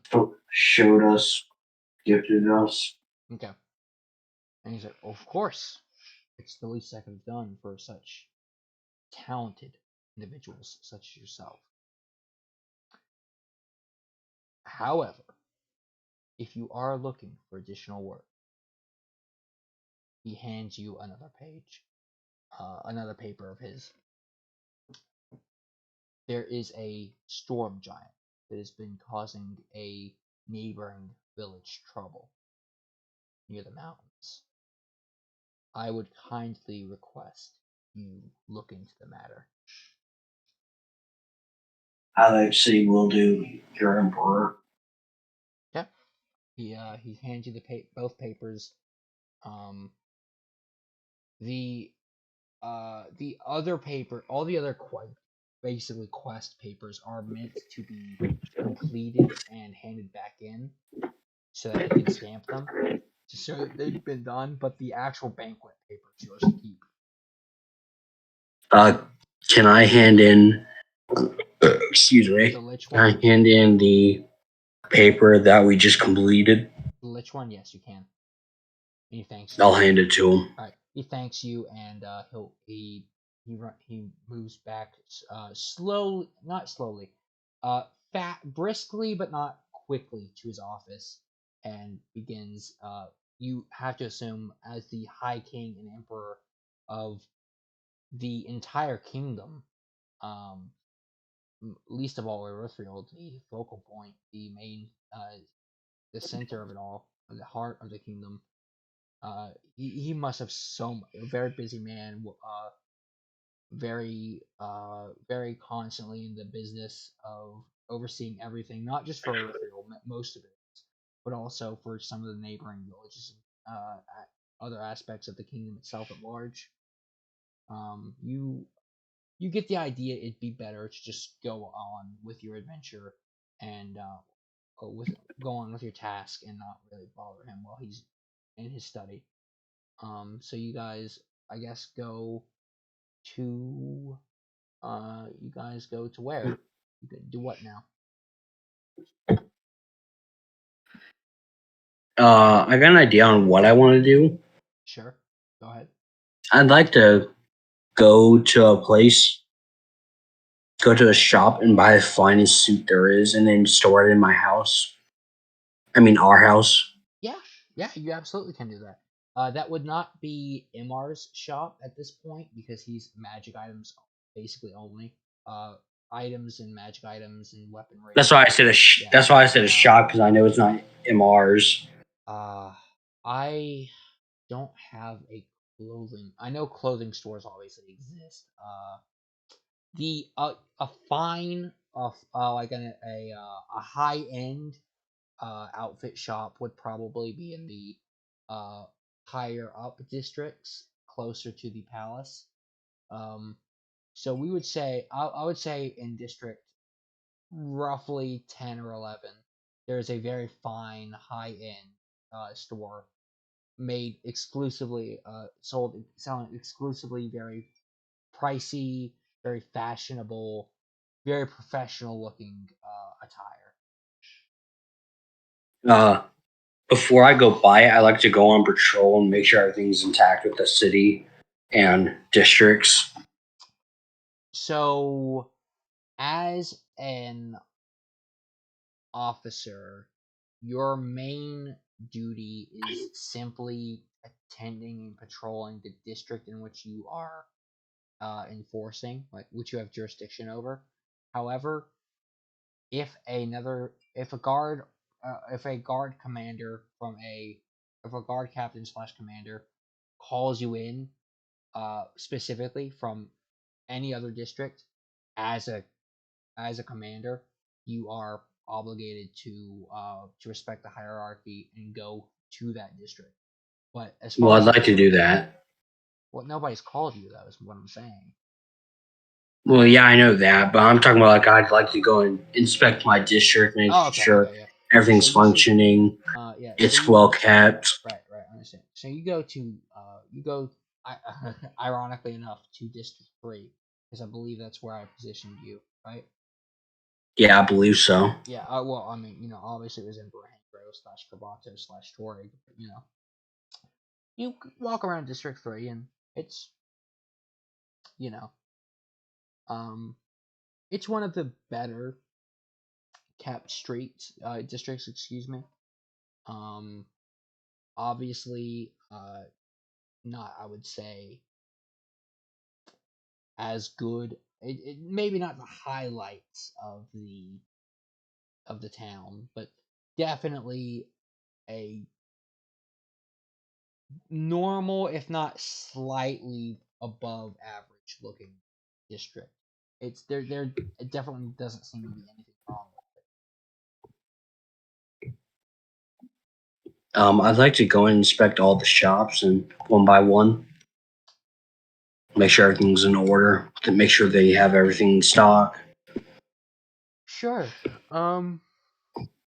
See if I can help out some. Yeah. So you go inside. By the way, technically that's not okay. I won't say it's not part of your duty because to an extent it is, but I think you're you're going above and beyond what's technically included in your job description.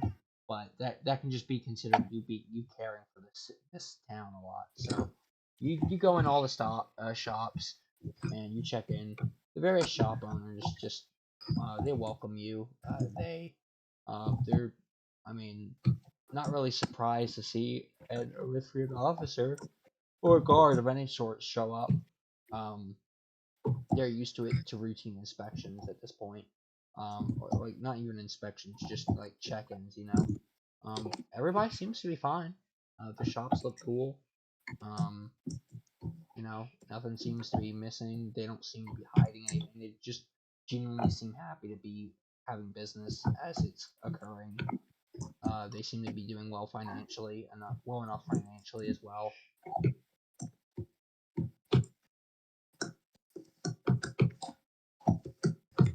What type of shops have I been to currently?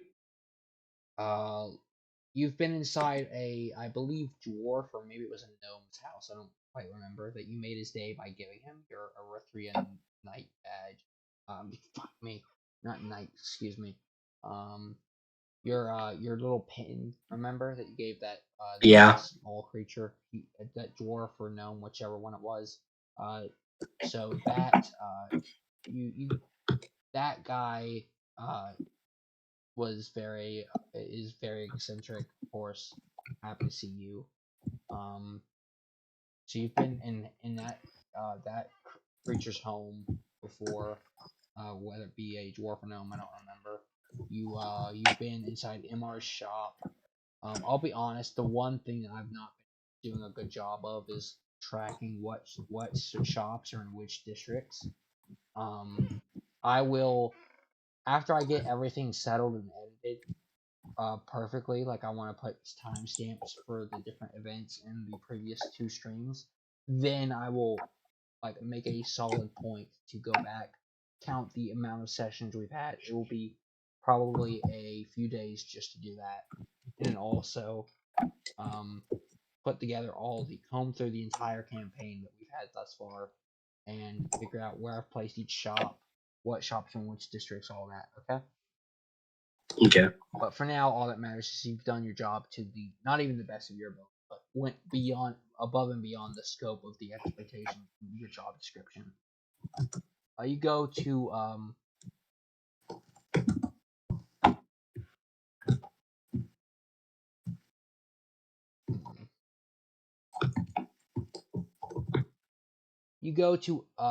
you both go to well, I mean, he didn't say what he was doing, but I assume he will go and purchase one himself as well, because you don't want to look casual in front of, the most influential figures in all of the kingdom, right? I mean, you don't have to, but I recommend you do.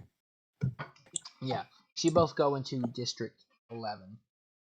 Oh, ow. No, we'll say 10. And oh, I hate that. You know when you sit too long in a chair and your ass starts to hurt? Like Or it goes numb. Yeah, like it hurts when you move. Yeah, yeah, that's what I'm feeling that. I'm feeling a lot of that right now. Oof. Okay, ow. Anyway, um, and that's not to say this chair is uncomfortable. It's not, but wow. Um, ouch. Anyway, um, you both go into District 10 and see a very well decorated looking interior of a shop through the windows, named Algen's Outfit. I, Algen's Outfit. I like to walk up to the shopkeep. Okay. You walk up to the you walk in the store, and you walk up to the main counter, and you see a dwarf with a bright orange, if it were any more bright shade, even for any more a bright shade of orange, it would be red, but at this point it's still orange. With blue eyes, he looks at you. Um, Welcome. Hang on, let me come down. I haven't done Take your dwarf. time. I haven't done dwarf accent in so long. Fuck. I know how to do it perfectly, because the innkeeper in Hearthstone is dwarfish. But Take your time. welcome to my inn. Um, I'm sorry. This is gonna be. I'm gonna pause the stream. As you go in, you see a dwarf with a bright orange beard, light blue eyes, as he welcomes you. Oh no! Oh, fuck, I can't do that. That's too similar. I want to do it so bad, but I'd get sued to oblivion. Um, It's so stupid because all I do when I'm not planning for D&D is playing Hearthstone. But, okay. He goes, "Hey, all there! How do you? Hang on, son of a. Hang on, 1 second. Okay, last time. I'm sick of practicing this. Well, fuck. I'm sorry. Don't sue me, okay? Welcome to my. This is so bad. I'm gonna have to spend like 2 hours relearning it after this session. Welcome to my clothing store. This is so fucking stupid. I'm so you like I know I'm saying it, you might not believe it, but I'm actually heavily embarrassed. Okay, I'm very embarrassed about me not like having forgotten a Dwarvish accent. Anyway, um, yeah. So yeah, that's what he says. So fucking deal with it. And move on. If one of you two says shit, anything, like fucking blows wind, and make sounds in the direct that can be if you guys say anything that could begin to make sounds that would even remotely resemble you saying something about my voice acting regarding this dwarvish NPC, I will actually kill your character. Sorry, I forgot to pause stream. Go ahead. Anyway, anybody? Anybody want to respond to the very happy, uh, eccentric, enthusiastic dwarf? Yes. Oh, great. What do you say? I'd like to say hello, fine shopkeep. Can you show me what you have in stock today? Yeah.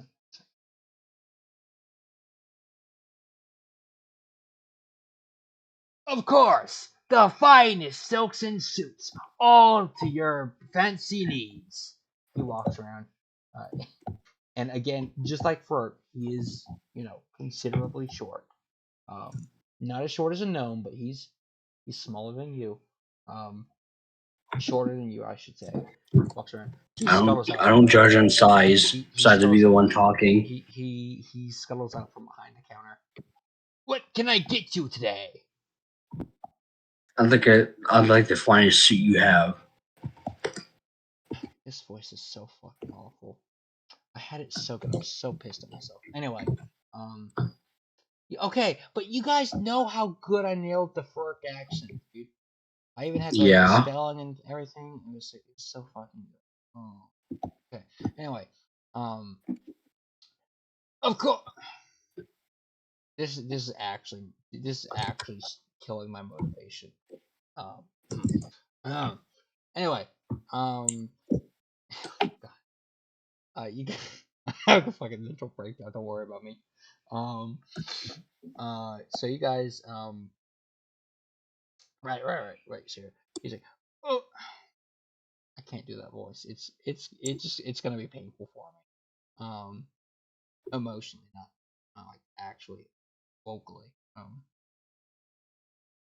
Yeah, okay. For fuck's sake, he tells you to follow him.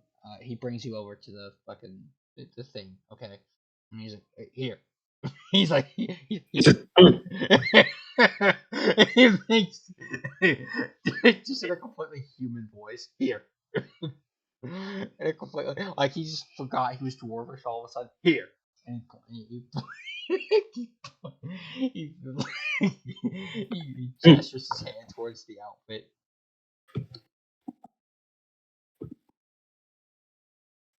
Well, obviously, since I can't physically see it, You can can see you it. describe what it looks like? Have you seen a tuxedo Yes. with the flower on it, the rose on it? I mean, Yes. it's that. Yes. That's what it is. Uh, It looks thank you, just. fine. Thank you, fine shopkeep. I'd like to purchase this. My voice actor has forgotten how to speak Dwarvish, so I cannot actually speak in this manner. However, I would thank you for your service, for your. I would thank you for your business. And is somebody calling you? Okay. I would thank you for your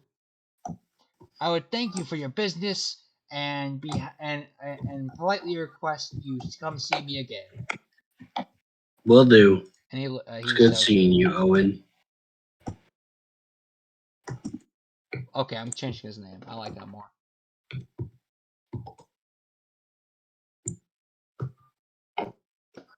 It was Algan, but I like Owen more. Oh, I'm sorry. I'm sorry. It's such a normie name. I like it. Owen. His name's Owen now.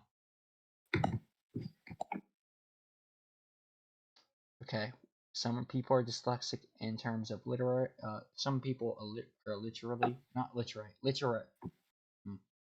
Some people are illiterate when it comes to. Some people are dyslexic when it comes to reading. Others are illiterate when it comes to fucking Speaking. remembering how to produce an accent when you are basically required as a D. I'm not dragging on a string. I'm good. I'm fine. Anyway. You're not self-degrading or anything. No, not at all. Yeah. Owen. It's like, all right, bye. All right, bye. All right, bye. And he looks at you, P-Talk. Yo, sup? What can I get for you? I'm gonna hate myself later for this.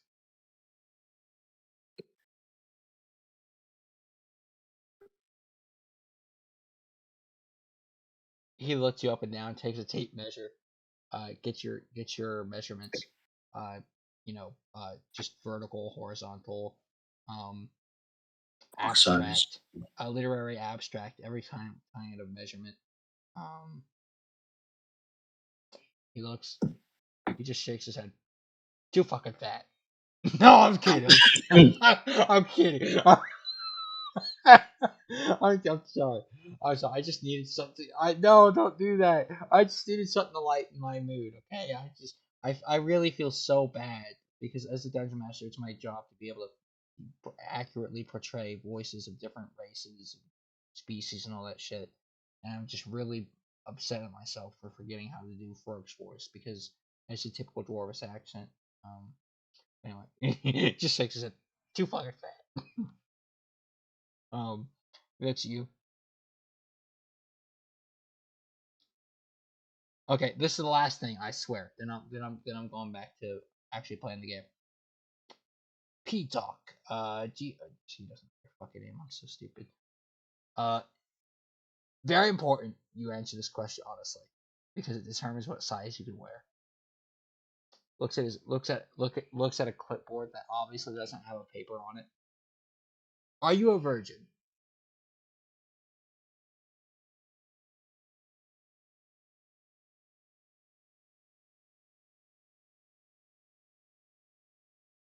Looks down. Looks down at his obviously blank clipboard. Takes his it takes his pointer finger. Get the fuck out of my shop. Okay, I'm done. I swear. I'm sorry. I'm done. I'm sorry. I just need to cheer myself up a little. Okay. Anyway, is it? Okay. He hobbles over to in like in an enthusiastic hurry over to a different section of the shop and hands you a suit that just by looking at it you can tell would fit you.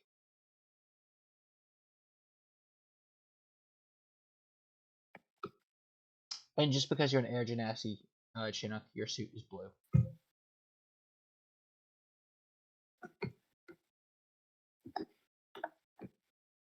Because it fits. Hello, Aerostar. Hey, so. Alright. Anyway, I'm just such a big fan of Vox Machina. As an Air Genasi, your whole thing is like blue, color scheme wise. So it's like that's like that's what I meant to. It's okay. Fuck me. You don't have to respond. Okay. Wait, sorry, I wasn't paying attention. I blanked out. Yeah, I caught up. I caught that. Yeah, I noticed. Yeah. So fuck you. He hands you a dirt suit. No. Okay. Anyways, what were you saying? So because you're an Air Genasi and like the color, thematic coloring is important. He hands you a blue/green suit, depending on whatever it would be like. Point is, it fits the sub race of Genasi you are. Okay, just be happy. Move on. All right. I am happy. All right. I'm very happy. I'm very pleased. P-Talk. I'm gonna end this fucking session. P-Talk. I'm killing myself over this. P-Talk.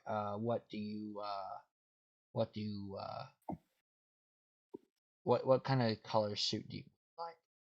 Because he has basically every color you can imagine.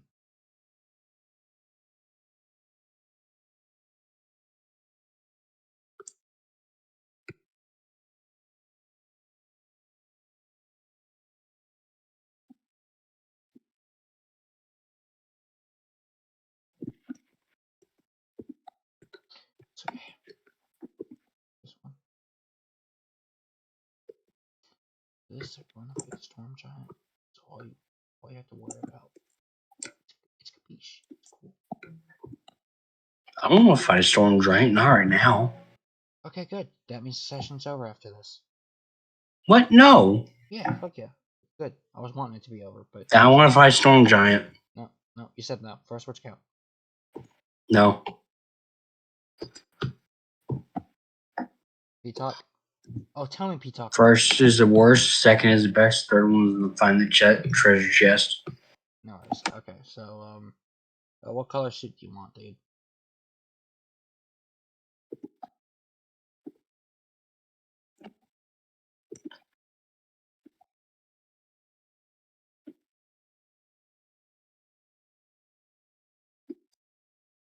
He almost like blends perfectly in with all the clothing because it's lifted a little bit off the ground, and he's like short, so like can't really see him anything but his legs, and of course his shoes.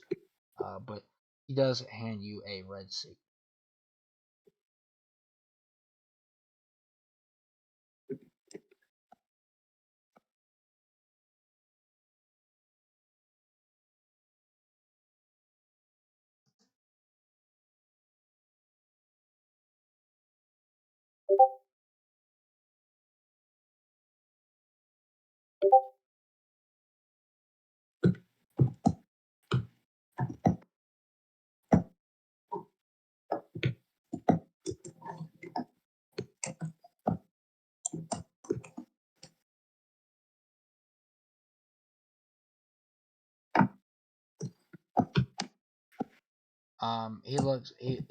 He goes back to his like very aged, very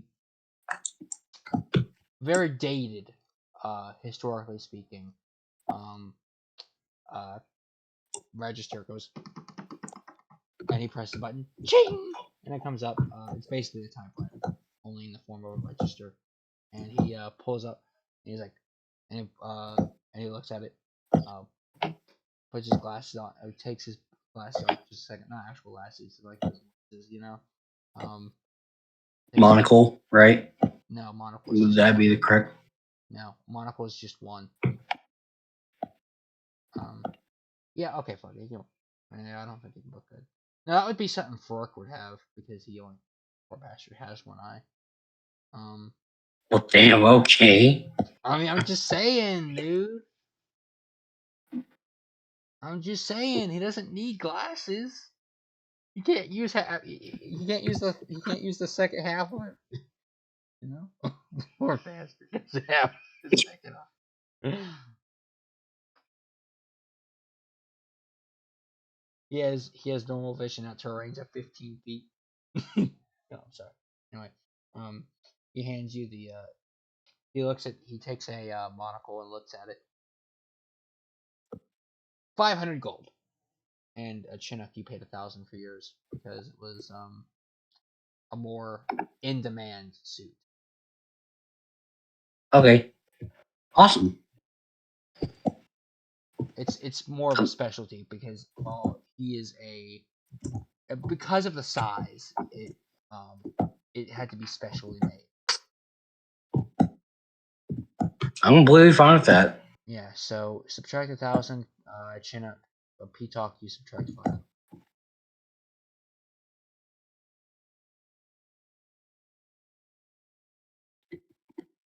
And, he thanks you, and, yeah, you two can kindly fuck out the store now, because I'm, you know, I'm still really pissed at myself for forgetting the dwarvish accent. But anyway.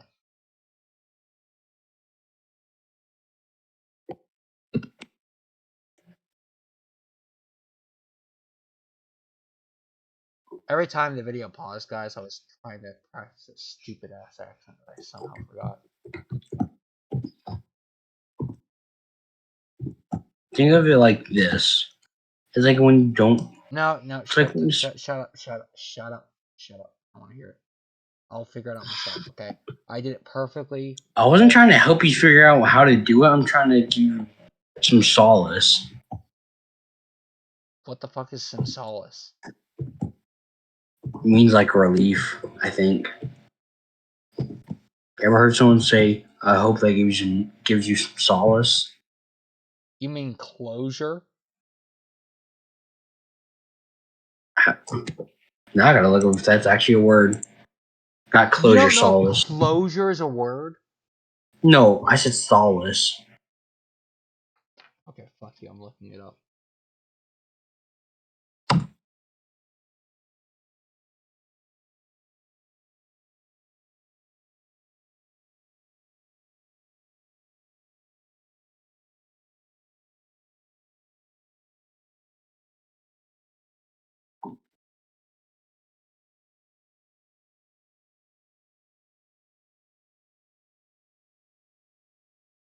Okay.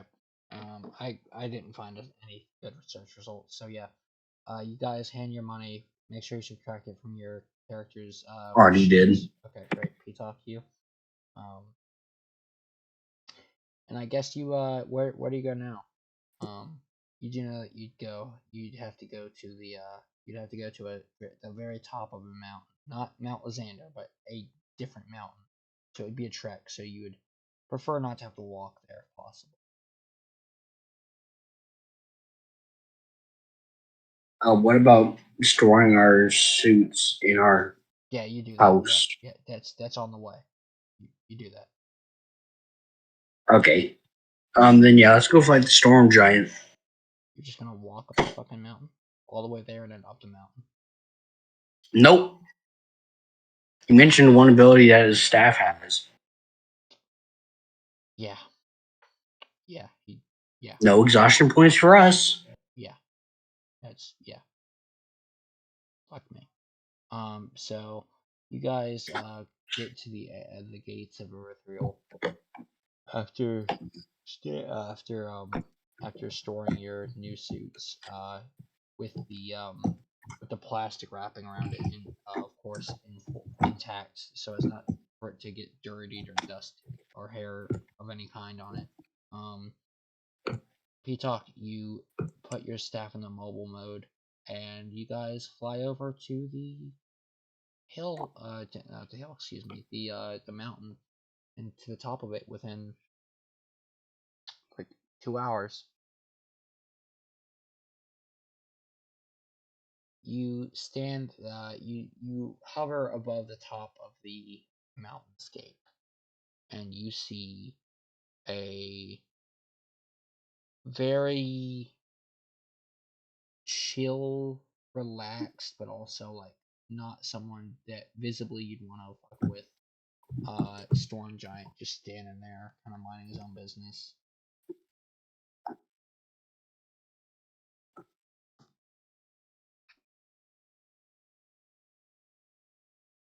Oh. Yeah, he's basically Zeus.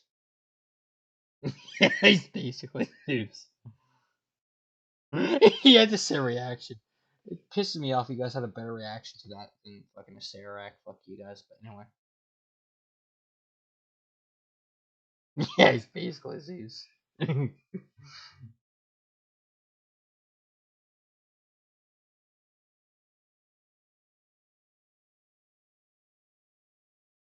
you see a raven. No, it's too much like Odin. You see crow land on the ground near him. Looks at him, the storm giant that is, flies up and around, circling both of you, just looking at you. You don't really know what the deal is with that bird. But a more primal instinct might be to kill it because it's like it's almost intrusive how it's circling you and looking down at you from a elevation standpoint, not like literally looking down on you. But oh fuck, dude, I need to get a cushion for this chair. Um, okay, okay, we're moving. Ooh, that does not feel good. Okay, fuck it. I'm sitting still. I'm staying still. Anyway, so you guys see this chill, by all accounts, chill dude. He's just kind of minding his own business.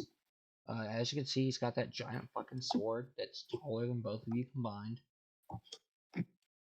Taller than a Serac. It's pretty big. It's pretty fucking big. Yeah. So what do you guys do? Is he turned around behind against us, No, or he's just looking at you. He's just chilling. He's looking at you both. Not saying anything. Not doing anything. and what was the quest for? A storm giant. Yeah. Was it to eliminate him? Was it to talk to him, or what was it? It's a kill quest. Yep.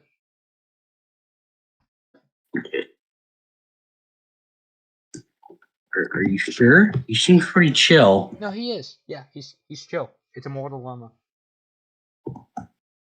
Then why do we need to kill him? Because again, it's a moral dilemma. Do it. Do it, Nubbles. What's a more dilemma mean? A moral dilemma. It means like a moral choice, like ethical.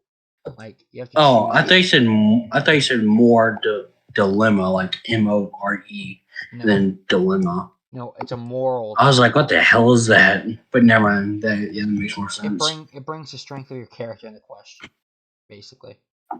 The integrity and the ethical values of your character into question.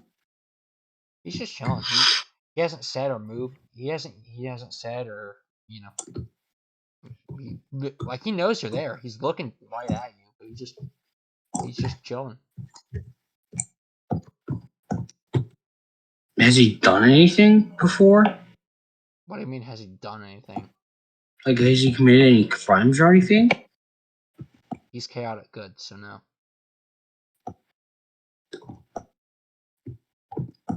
He hasn't committed any crimes. I mean, you wouldn't know, but I mean, probably not. Well, if we were given the question, we'd probably be given some info, right? It just says kill giant gray motherfucker, you know. But yeah, it doesn't actually say that. I'm kidding. But like he's good aligned. I mean, he's not. He would kill people if it endangered him or his kind. And if they ignored his warning to leave. So you assume he's not that he wouldn't have killed anyone, but he would have killed people only if it came to it. Crimes wise, you don't suspect a good aligned creature would do so. And also, he lives on top of a fucking mountain. What crimes would he have committed? Murder, cannibalism. You thought this guy would eat somebody? I mean, he is a giant. I mean, look at the ones in Skyrim. Dude, what would a human do to satiate? What would one human body do to satiate something of that size? It would just make him remember he's hungry. It would make him remember he's hungry. He would eat the human. Oh, that's right. That reminds me. I'm fucking starving. You need to order some Chipotle. Oh, am I feeling adventurous? I'm chaotic. Maybe I should order Taco Bell. Anyway, I see you guys are both just stuck in your moral dilemma right here. Yeah. You know, fuck, I pull out my anytime zero rifle. Oh, okay, cool. Yeah. I'll just hold it. I'm not gonna do anything. I'm just gonna hold it. See if he reacts. You can tell he tightens the grip on his sword. He looks down at you. His eyes are starting to glow. You dare, mortal? Not really. Oh, okay. Goes back to looking chill.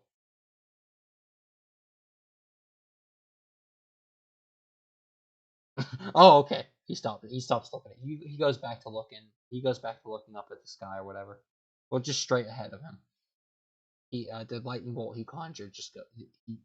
He dismisses it. Goes back to chilling. I'll put my anytime zero rifle back on my back.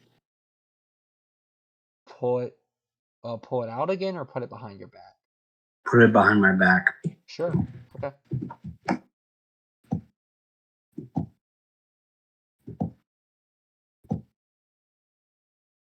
Just sitting there, dude. He's just standing there chilling.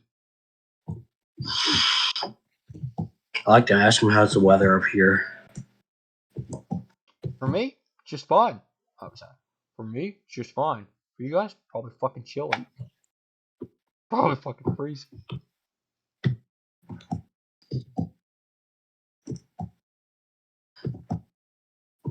Being like 20,000 plus feet in the air.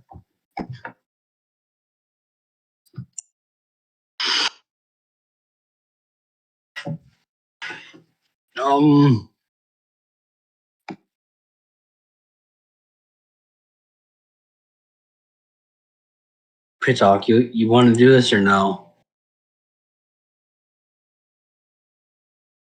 He looks down at you. What'd you say about my cock?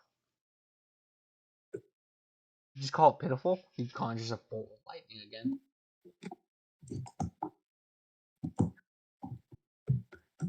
Yeah, fuck yes, we can take a break. How long? Fuck yes. Sorry, that's rude. Oh, so like in the session.